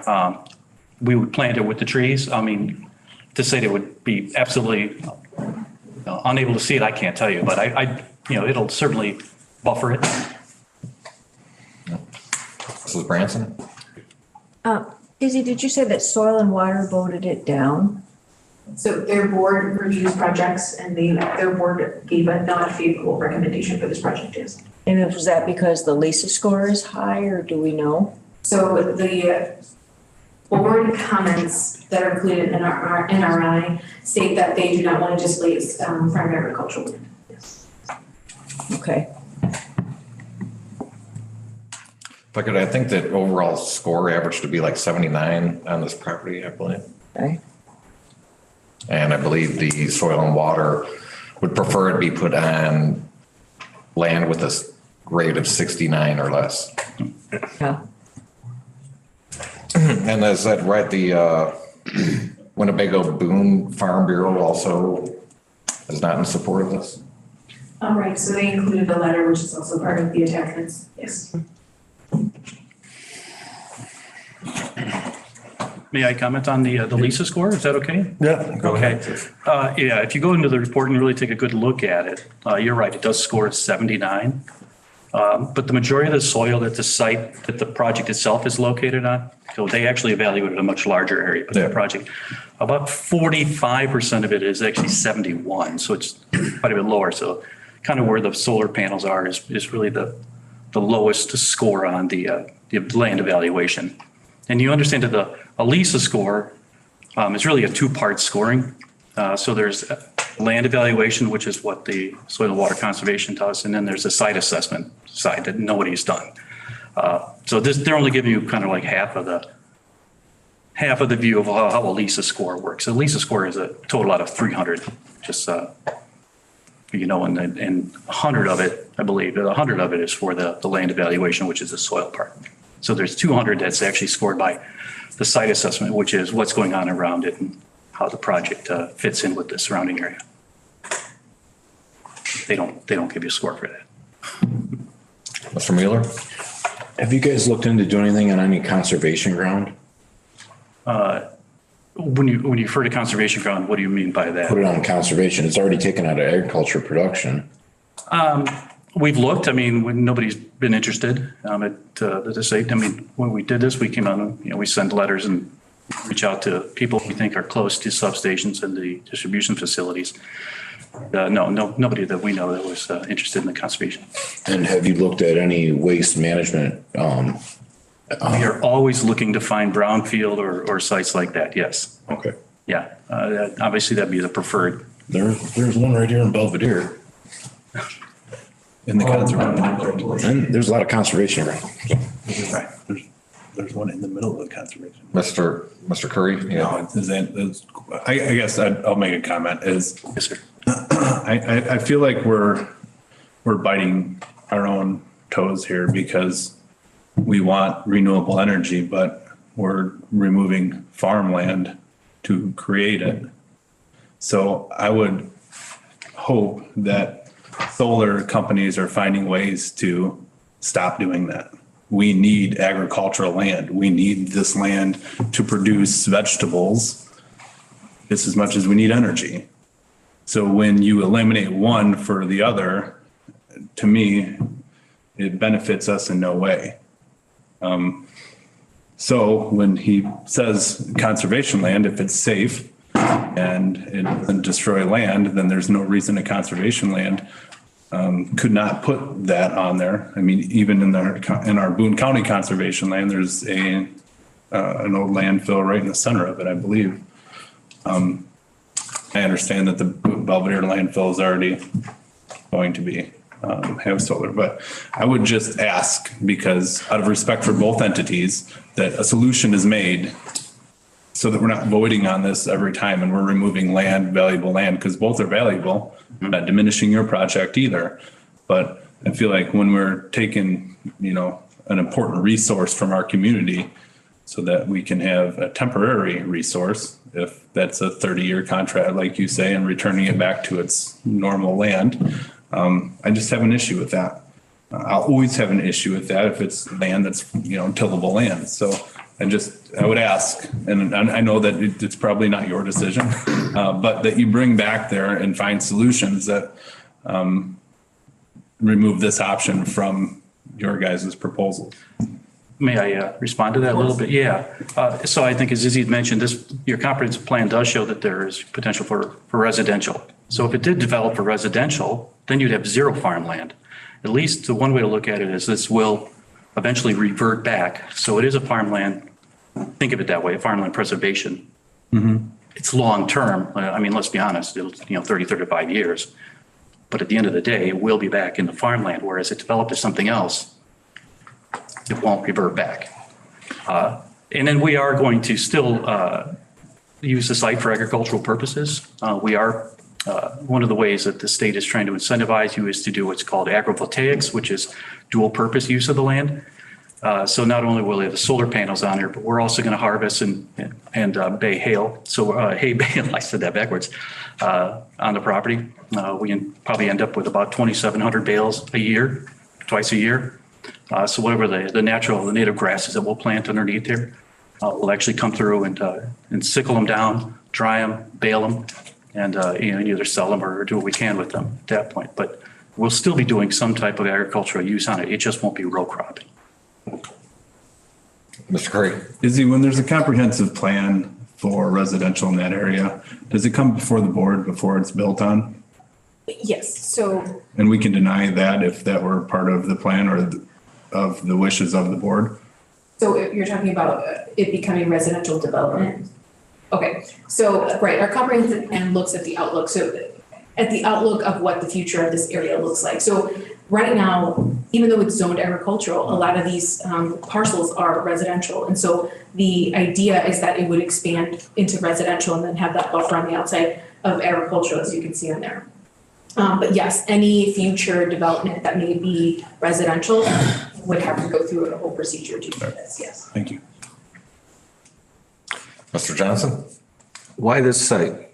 What makes this site special as opposed to some site out in the middle of nowhere? It's always a great question. This is a volunteer program, so you have to have a landowner who's interested. That's number one. But we are a little more site specific and target locations based on where the existing substations are. You like to be close, want to be within a mile or so of a substation, maybe a mile and a half. You also want to know that there's existing three-phase distribution nearby, which this has. So we start there. We look for substations first. We look for distribution second. And then we go out and we see if we can find an interested landowner that would like to lease their land. So that's how we found this site. We just had an interested landowner who wanted to, we thought it'd be good to lease to us for solar. And it happens to be the same landowner who owns the nursery to the east and the composting facility. They also own quite a few hundred other acres of farmland around here, but it's the same. That's who the landowner is. It's a GP. Oh, wait, was it? Yeah, this one GP5, which is managed by Mike DiMucci, which is the guy who manages the nursery and the compost facility. If I could, are you also waiting for the state to fund this basically? Absolutely. Yes.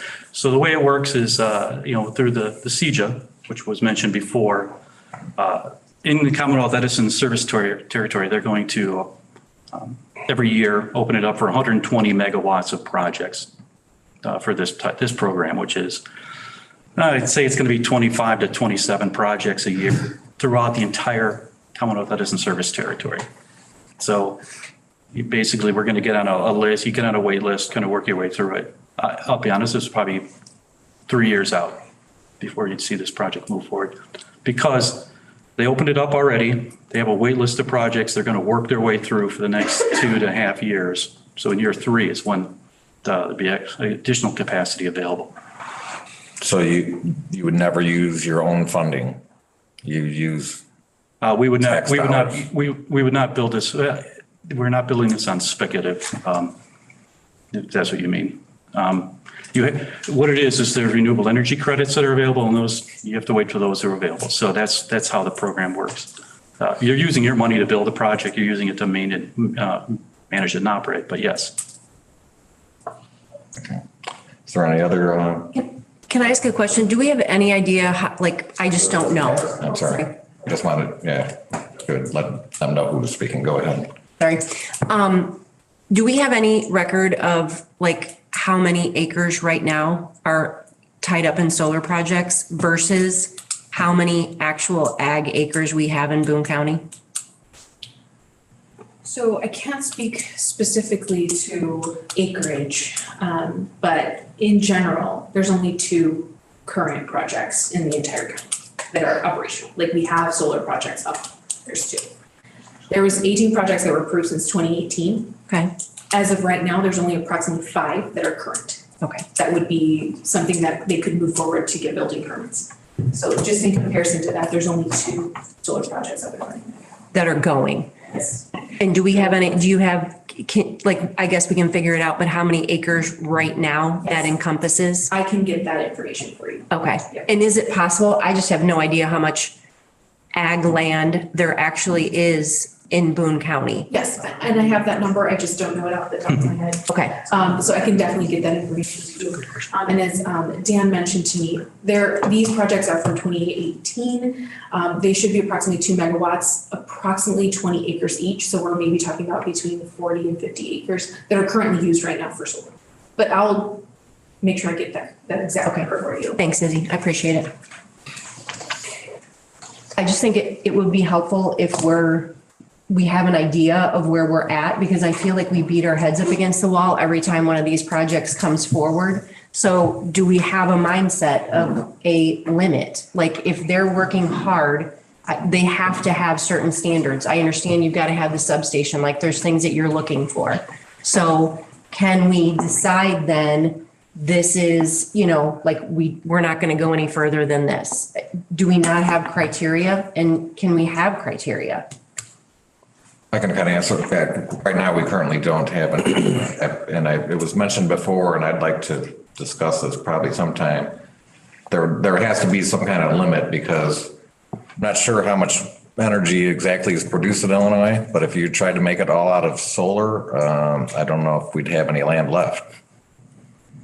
Chairman, if I may. Yep. So the Boone County Agricultural Conservation and Easement Commission also has been talking about possibly updating the ordinance, possibly looking at limits. I mean, we have to be very careful too, obviously, to not make it completely impossible, because then it would be illegal essentially. But making sure we can see, okay, what does the county look like? Where do we want these? Where are they more favorable? Possibly looking at where these areas are, where the solar companies are looking at, and then seeing where they are in the county as a whole. So that is something that we have been discussing, and that has been brought up for discussion. Awesome. Yeah, just being proactive, I think, would be helpful. Mr. Thornberry?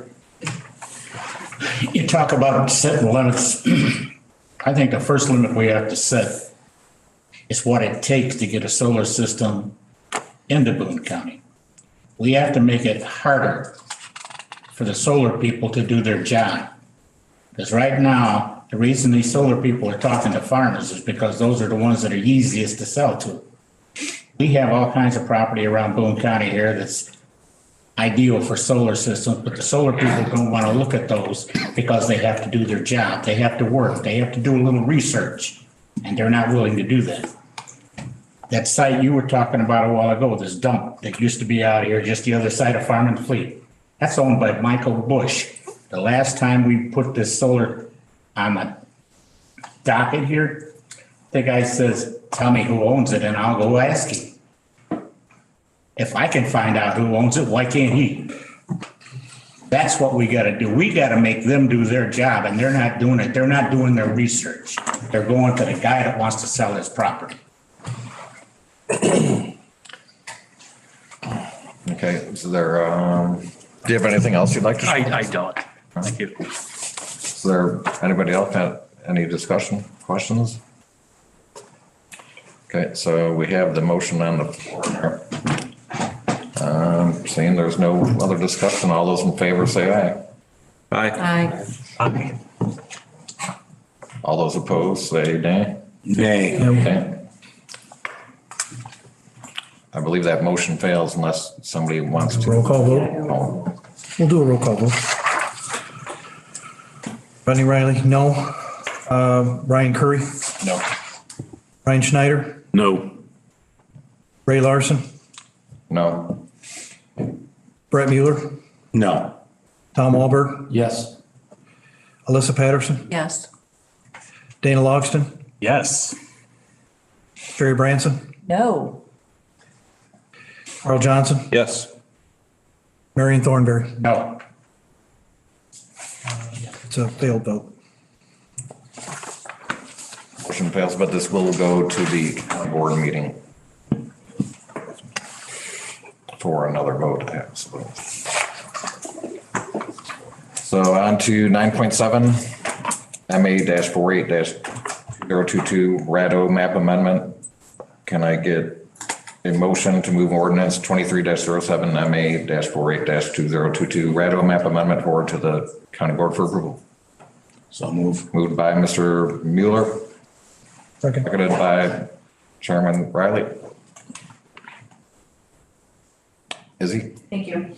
This site is located at 8698 and 8706 US Route 20 in Boone Township. There's two parcels and they are both improved with a single family home. The applicant is seeking to rezone both of these parcels. So the current zoning for this is B1, which is our local business district. The use, however, as I mentioned, is residential. So the use of residential is not compatible with the commercial zoning. What would be more compatible and already existing in the area is RTN, which is our traditional neighborhood district. It's compatible with residential and commercial uses. So this is our one zoning district that has that mixed use and mixed zoning district in the area, as well as the conditions for it. There were no other concerns from any other agencies that reviewed this proposal project. So as I mentioned, when I look at the surrounding area, so there are residential clusters and some of them have already started to be rezoned to that RTN or the traditional neighborhood district. RTN, again, is a very specific zoning district that requires commercial to be in the area, which again is also present there. Rezoning it, however, to RTN would then allow the home to be conforming. As it is currently now, it wouldn't be, and so if there's something that happens to the home, it wouldn't be able to be rebuilt. The findings of fact are a little bit different in this case, so I'll just go through them quickly as well. So what are the existing uses in the area? As I mentioned, it's residential and agricultural. So this is the property surrounding the site would be compatible with the change. Again, the use isn't changing. The only thing we're doing is aligning the zoning district with the use. What are the current zoning classifications in the area? As I mentioned, there is a local business district, agricultural preservation district, as well as the RTN, which is the traditional neighborhood district. Those are the zoning districts in the area. So rezoning it to RTN again would be in line with what's there as well. What's the suitability of the property question for the use? So as I mentioned, the use currently isn't really permitted. It's not permitted in the B1 local business district, and it is considered non-conforming, which means, as I mentioned, it would be rebuilt if it is destroyed over 50% of its market value. So however, the rezoning would then allow for that use to be conforming and permitted by right, but it would also be aligned with the surrounding uses and districts. Again, RTN is a mixed use and zoning district, but also the area is a mixed use. So what's the trend of the development? The general development in this area is a mix of commercial, residential, and agricultural, as is reflected by the current zoning district. So there would be no substantial change to the area. And then what does the comprehensive plan say about this? So the comprehensive plan has the intended use being commercial. But as you can see from the comprehensive plan map here, parcels that have already started to be rezoned to RTN are then aligned with their residential use. So this does require a review of the comprehensive plan map, which would then align itself to be residential as the current use. The Zoning Board of Appeals did have a hearing. There were no comments from the public, no concerns from the ZBA. The Zoning Board of Appeals voted in favor of the findings of fact 4-0. ZBA also voted in favor of the map amendment 4-0, and staff is recommending in favor. I can take any questions. Mr. Mueller? Does the other property owners there, do they have to come to you to get rezoning or? Okay.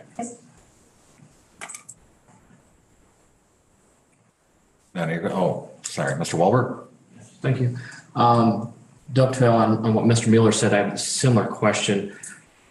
I guess I wasn't clear what both these, looks like there's two houses. Is that the same owner then that owns both properties? Correct. So the owner owns both parcels and there's homes on each of them, so yes. Are there other homes there that have requested this over the years? Right. So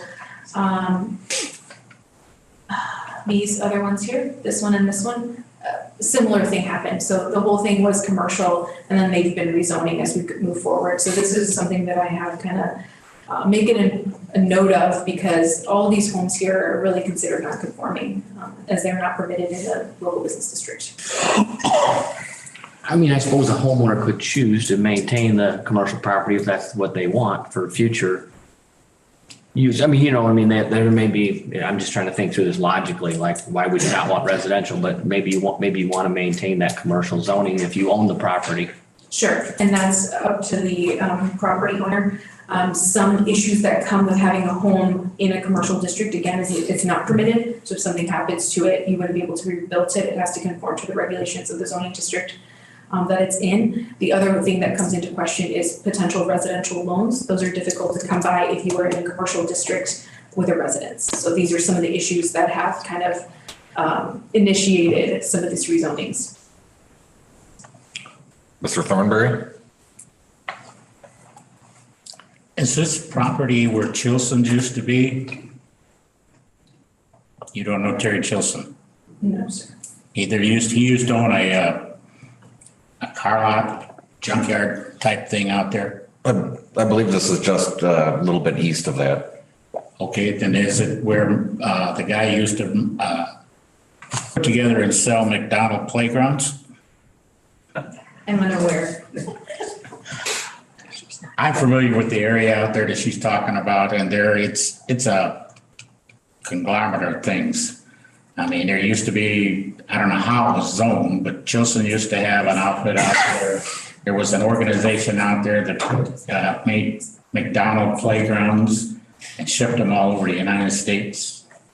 And there is a lot more residential out there than there is anything else. So I don't even know how they were getting away with it back when.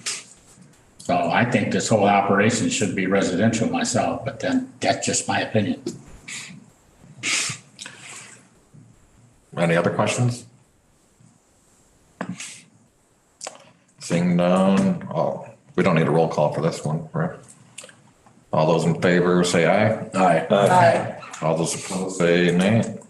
Motion carries. Down to 9.8, health insurance waiting period.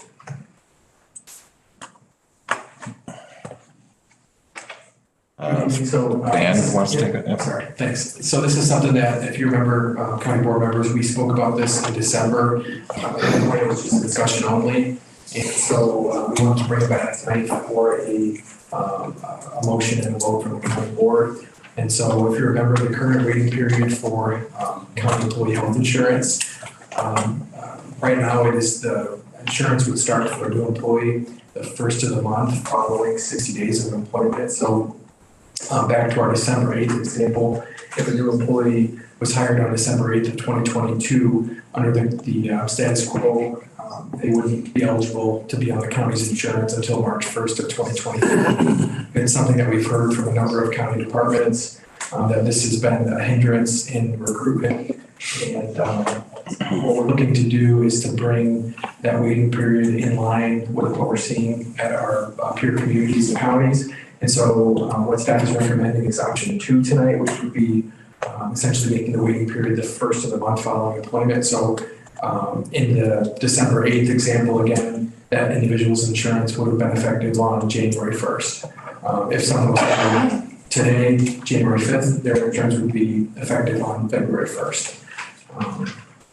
I'm happy to answer any questions about this from the county board. Yeah, if I could there, Dan. Is there a problem with it just being 30 days? Does it always have to start on the first of a month? I think we have flexibility with how we can do it. Typically, that's not something that you'd see. I think for just administrative ease, it would typically be 30 days, but what we've seen typically would be to keep it consistent is everyone has that start of the month date. So it would be the first of the month, and that's kind of something that you see. But I believe we could do that where it would be 30 days. Mr. Mueller?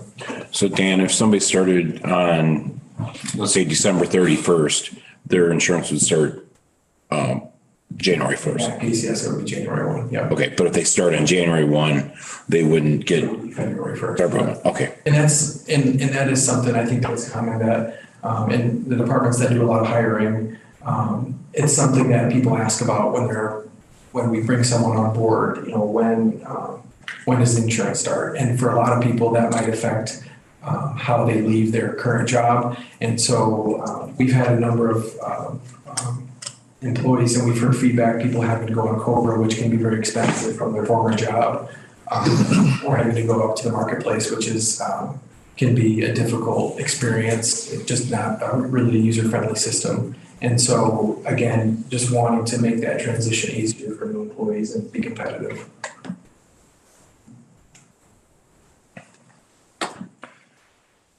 Anyone else have any questions? Oh, sorry, Mr. Johnson. I move to approve option 2. Second. Motion for option 2 that was presented to us by Mr. Johnson and seconded by Mrs. Branson.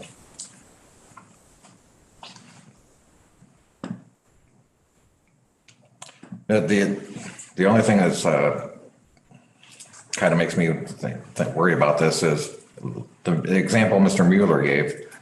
You know, if somebody was, I don't even know if you could say it, if somebody knew there was something wrong with them and they got hired on the 31st and the next day they could have insurance and can be considered for disability or anything. Mr. Johnson? With all due respect, in the realm of reality, how often is that going to happen? Yeah, well, I mean, we could say I could reach in a pile of hay and stick my finger by a pin that got left there. I mean, it could happen, yes. I think we could grasp at straws and say the what ifs all night long. This makes more sense. Mr. Street tells us this is what they're seeing in the industry. That's what, you know, to help make us more competitive, to bring people in, to get people to work. We're not talking a lot of money. It makes perfect sense. Mr. Riley. Just to piggyback off Mr. Johnson, I have to agree. I mean, I think that, you know, HR here at the county can certainly keep those thoughts in mind when hiring dates start. I think this is a very standard policy at this point, and I think, again, if we're going to be recruiting people, we're going to need to get them some kind of an incentive. So I'm in support of option 2 as well. I think Mr. Thornberry was first there, Dan. Go ahead. Mr. Thornberry. I agree on reasons, because you can't use the example that you used with all due respect, because we do have, or I'm assuming we have, you have to go take a physical before you're hired. I mean, that's what most organizations make you do. You take a physical, and if something does go wrong, they do a background research and find that you've got a pre-existing condition. You got to have it in your program somewhere along the line that pre-existing conditions are either not covered or are covered. Either way, you're covering yourself. So I agree with 2. Dan. Yeah, just a quick note too, in the recommended motion that's on the board docs, we added wording on there after a discussion with Gallagher, who is our TPA for our health insurance. We have a number of current employees that have already started with an active waiting period. So in the example of someone who was hired in December, their waiting period currently still would be until March. What Gallagher's recommendation is, and what we would also recommend, would be to then we wouldn't go retroactive. So in the December example, we wouldn't do January 1st, but at this point, we would say the first of the month following county board approval. So if it were approved this month, then that December example would also be effective in February. So we're not going back, but it's a few forward looking into February. And so that recommended motion language is on board docs. Is there any other discussion?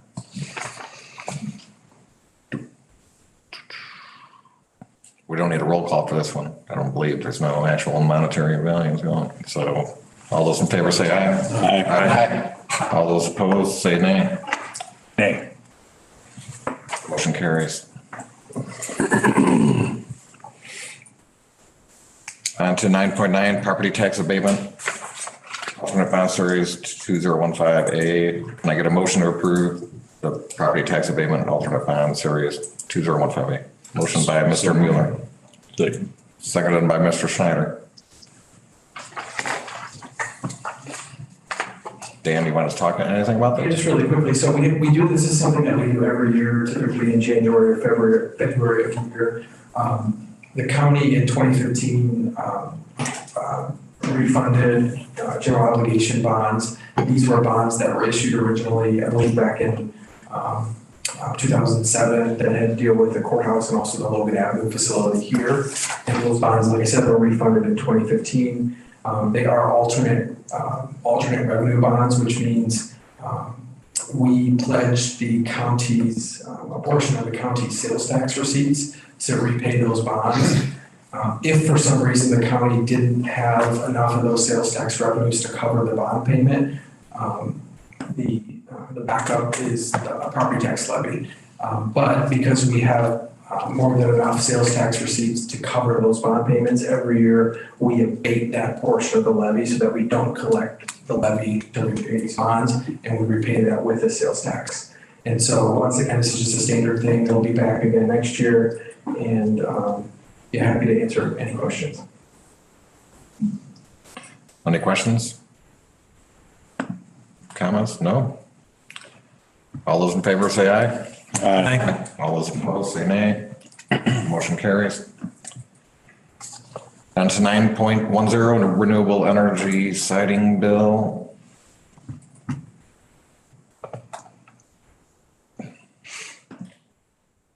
This is just some information for us. Yeah, we can talk about it real quick. So this is something we've been hearing about this and from a few of the county board members early this week. And then also UCCI sent out an email this afternoon. There is, what we're hearing is that there's a draft legislation in the Illinois legislature that would essentially amend the county's code to really overhaul the way that counties approve not only potentially wind projects, but also commercial solar projects. And so a draft of the bill is up there. I don't believe it's been assigned a number yet or a committee, but it is something that's been circulated. It's out there. So the draft is up here tonight. There's also this Illinois fact sheet citing reform. I believe UCCI included this as well in their email. I believe this is from an entity that's in support of this reform. So UCCI again attached both resources.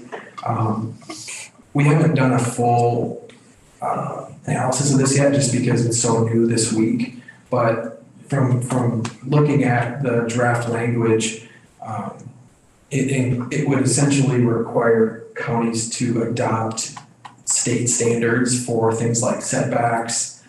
There's language in there about what type of vegetative screening we could require. I believe it would limit the county's ability to do a property value guarantee, which I believe some counties have done in the past. And then it also limits the decommissioning language to state standards. And so again, the draft bill is up there. It would be a big change. It would, from a planning perspective, it would take away a lot of the local control on the renewable energy siting. And so once again, I just wanted to have an initial discussion tonight. I know some of the board members have heard about this as well and might want to speak about it, but we just wanted to put this on the agenda tonight. Mr. Curry? Yeah, I guess I just want to know, this is the serious bill. It was obviously, we generated, I think, Chairman Johnson, a resolution in 2021 when this was first introduced, or the last time it was introduced, was it not? Yeah, something like that. It was a while ago that it was introduced. But I guess what is maybe we should develop a plan to combat this, whether that be a lawsuit with like the Safety Act or an impact fee, if that's legal on some of the on the projects, that the fee goes back into agriculture. Some kind of plan that is created so that we're not losing our right for zoning and we're preserving the farmland that we should be preserving. So I guess in a legal perspective, I want to know, I guess, what our options are. At this point, it's really too early to tell because the bill's language is as proposed, as we all know, that can change over time. At this point, it's not even assigned to a committee. I'm not going to tell you that it's not going to move through the process, but I think at this point, it's just too early to tell those things. But certainly it's on our radar and something that we can discuss as it becomes, more certain and what that language actually is that passes, if anything passes. Thank you. Mr. Thornberry? We went through this in 2012 and 2014 when I was on the board. We have a program in place for the wind turbines. We don't have one, as far as I know, for solar with setbacks and everything. But we were told way back then, this board, not this board, but the county board was told back then also that it was a good idea to go ahead and put into place a program that would benefit us. But the chances are that somewhere along the line, the state of Illinois and even the federal government was gonna take it upon themselves to put their own regulations in place and tell us that ours was no longer valid because they have control over how much renewable energy goes into a country or a state. But to go ahead and put in your programs. We got a wind turbine program. I don't know if we, like I said, I don't know if we've got a solar program yet, but there's no guarantee that those are going to stay enforceable. Because the federal government can outlaw these, or not outlaw them, but they can say they're unconstitutional because you're governing what people can do with their own property.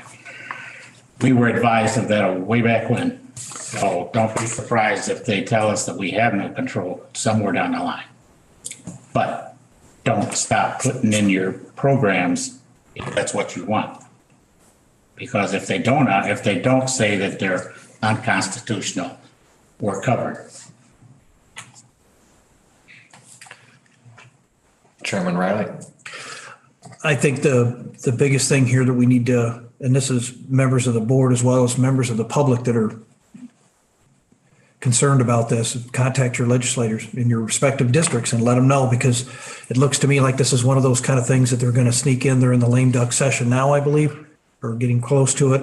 I think it's going to be one of those things they're going to sneak in at the last minute and vote on it at 3 a.m. I don't know, but it certainly has, my phone's been ringing on it for the last couple of days. So I think it's something that we need to look at and we need to be ready for. And I think we should be making those calls and letting our lawmakers know that we're not in support of this. Okay, great. I think kind of, as was already mentioned, maybe I don't know, I would like to maybe send a resolution at least saying we oppose them basically dictating what our laws are going to be. But I don't know if there's no other support to do that, or.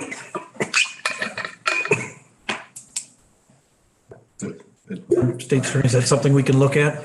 I'm sorry. We were just talking about a resolution. Yeah. We were just discussing that. I think that you could direct staff to send a letter on behalf of the board if you wanted something done quickly. The resolution is not on the agenda to be voted on. It could be added for the full county board meeting, but I think if there's some concern that it's going to be in the lame duck session, that may be over by the time our county board meeting is. So if you'd like staff to direct a letter in opposition of any proposed legislation in this area, you certainly could do so. And just to add to that as well, there's also the option both, for or against. Once the bill has been assigned to committee, you can file a witness slip. Anyone can, members of the public, county board members, on behalf of, the county, can file a witness slip on the ILGA website, and we can send out it's pretty easy to do. We can do something like a tutorial with the county board on how to do that as well. Okay. Is there any desire by the board to have the staff send a letter at least? I think it's a good idea. Yeah. It's a great idea. Anyone opposed to it? Yes, could that please be done, I guess? Send a letter via post. Yep. Yes, we can do that. And I'm not sure if you have any other desire to do anything else? Get the ball rolling. Just leave it as a letter for now.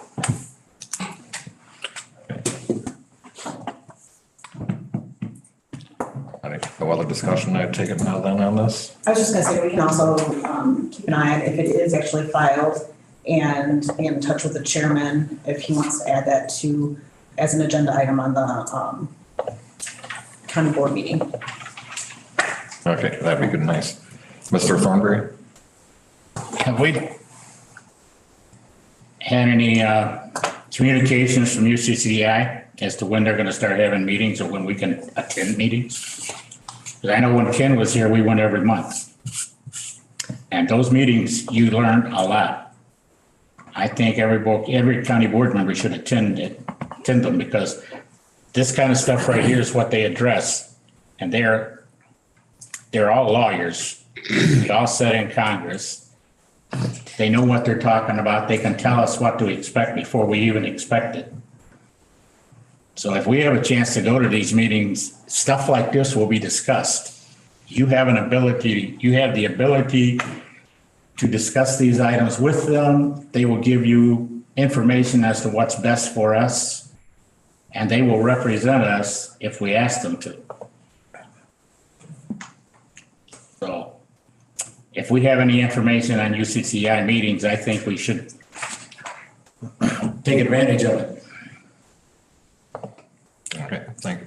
Mr. Curry? I don't know if everybody got this, but I've got an announcement from UCCI stating that January 23rd, there's a membership meeting that will include a training program for county board members, duties and responsibilities. It gives a list of things that was in my email, and then gives a calendar of events too. So like I said, I'm not sure who all gets these, but I can forward it to you. It'd be nice if you would. Well, I think we all got the emails, but you got to be careful what you're doing there, because they also have a program called educational.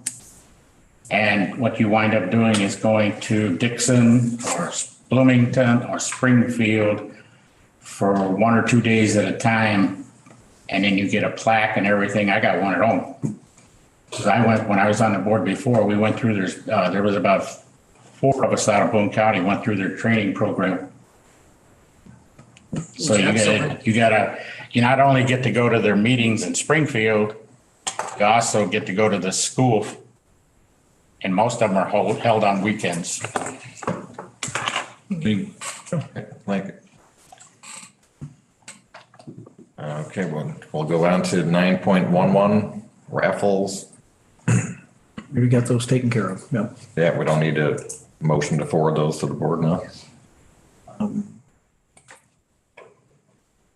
Is there anything we need to vote? Do we vote on these, Brian, normally? No. I don't think. It doesn't really list that it's got to be. If they're over a certain amount, then they need to be present, but none of them are over that. Okay, we'll go on to 10.1, the landfills, or any discussion on landfill? No? Section 11, any additional correspondence? Any info from the UCCI and advocacy groups? No? Yeah, I Dan? just have one quick announcement for the county board. The health department is hosting an employee food drive. It's in coordination with the Orthodox Hospital and Outdoor Practice at Wellby outdoors on January 16th. And so the Ice Hogs are doing a food drive as a part of that event. And so the health department is going to be collecting non-perishable food items at the health department. It started on Tuesday, and I believe they're collecting food up until the 13th. And so just for the county board, also members of the public that are here, staff members, they can drop off those food items at the health department until the 13th. Good question, did they switch Hammy back to his outfit yet? I hope so. That's an executive session. Very. Can I say something? Yeah. Please. I was at an Ice Sox game on New Year's Eve, and I was shocked that the new Hammy was booed. It was very sad. It is. All right, all set then? Is there an executive session? Believe we have a need for an Yes. We do. We do have a need for an executive session. Before we do that though, we did skip over 8.11. Tricia, would you like to give any information? Somebody did bring up the Safety Act when the sheriff was speaking, so. Just grabbing the mic to, under information, I was going to give you just an update. So on December 28th, the Safety Act lawsuit that was consolidated in Kankakee, which Boone County is a part of, the judge there ruled that certain portions of the act related to bond reform was unconstitutional. Then there was a little bit of chaos throughout the state as to some counties were going to implement, some were not. There was a request then filed for an advisory opinion with the Illinois Supreme Court, and on Saturday, the 31st, the Supreme Court put a stay on those provisions of the Safety Act related to bond, so that the entire state was in lockstep and treating everyone throughout the state fairly. So that those bond provisions that we've been talking about and those possible impacts on Boone County are currently stayed. The briefing schedule has come out, and basically the defendants are the ones appealing the ruling. So they are having the first brief, then the plaintiffs are filing a response brief, then the defendants get to file one more response to that response. So it is anticipated that it will be heard in March before the Supreme Court is on schedule. So until then, I don't anticipate that stay probably being lifted. And then I don't know how long that ruling would take. If this is actually an expedited appeal. I don't know if anyone has any questions. Mr. Walberg? Yeah, so just in follow-up there. So that, I'm understanding that was only a portion of the Safety Act, right? So did we let anyone out of jail or based on other criteria? So the portion that was stayed related to the no cash bond. So everything remains status quo as regards to defendants in custody, when those people are granted bonds, the court process, all of that remains as it has been for many, many years. So an exact answer to your question, no one was released on the no cash bond system. They could have been released if they had posted bond or by some other method, which they currently have now. So basically nothing has changed. Okay, thank you. I maybe my misunderstanding. I thought there was a portion of it that where we were lowering the standards and. That's correct. That is the portion that stayed. So that is not going into effect, but I guess, but people were still granted bonds and released from custody based on the same laws that are in fact, that are in place now and have been for several years. Okay, Mr. Logston? Okay, so I read somewhere that they changed the penalty for trespassing. Did anybody else hear about that? Where was it? They moved it down to like a class of misdemeanor? I didn't call them on you. So Clever. Criminal trespass is a class B misdemeanor. And I think some of the, I guess, news out there was that there was some concern that someone committing that offense could not be arrested, that they remain on the property. And the Safety Act was amended earlier in December to address that issue. That those people, if they remain, the language actually is, if someone persists in their criminal behavior, they can still be lodged in jail. But any of those provisions, including that one, are on hold until there's a ruling on the constitutionality of the act. Okay, I had heard otherwise, but thank you for clarifying. Sure. Okay.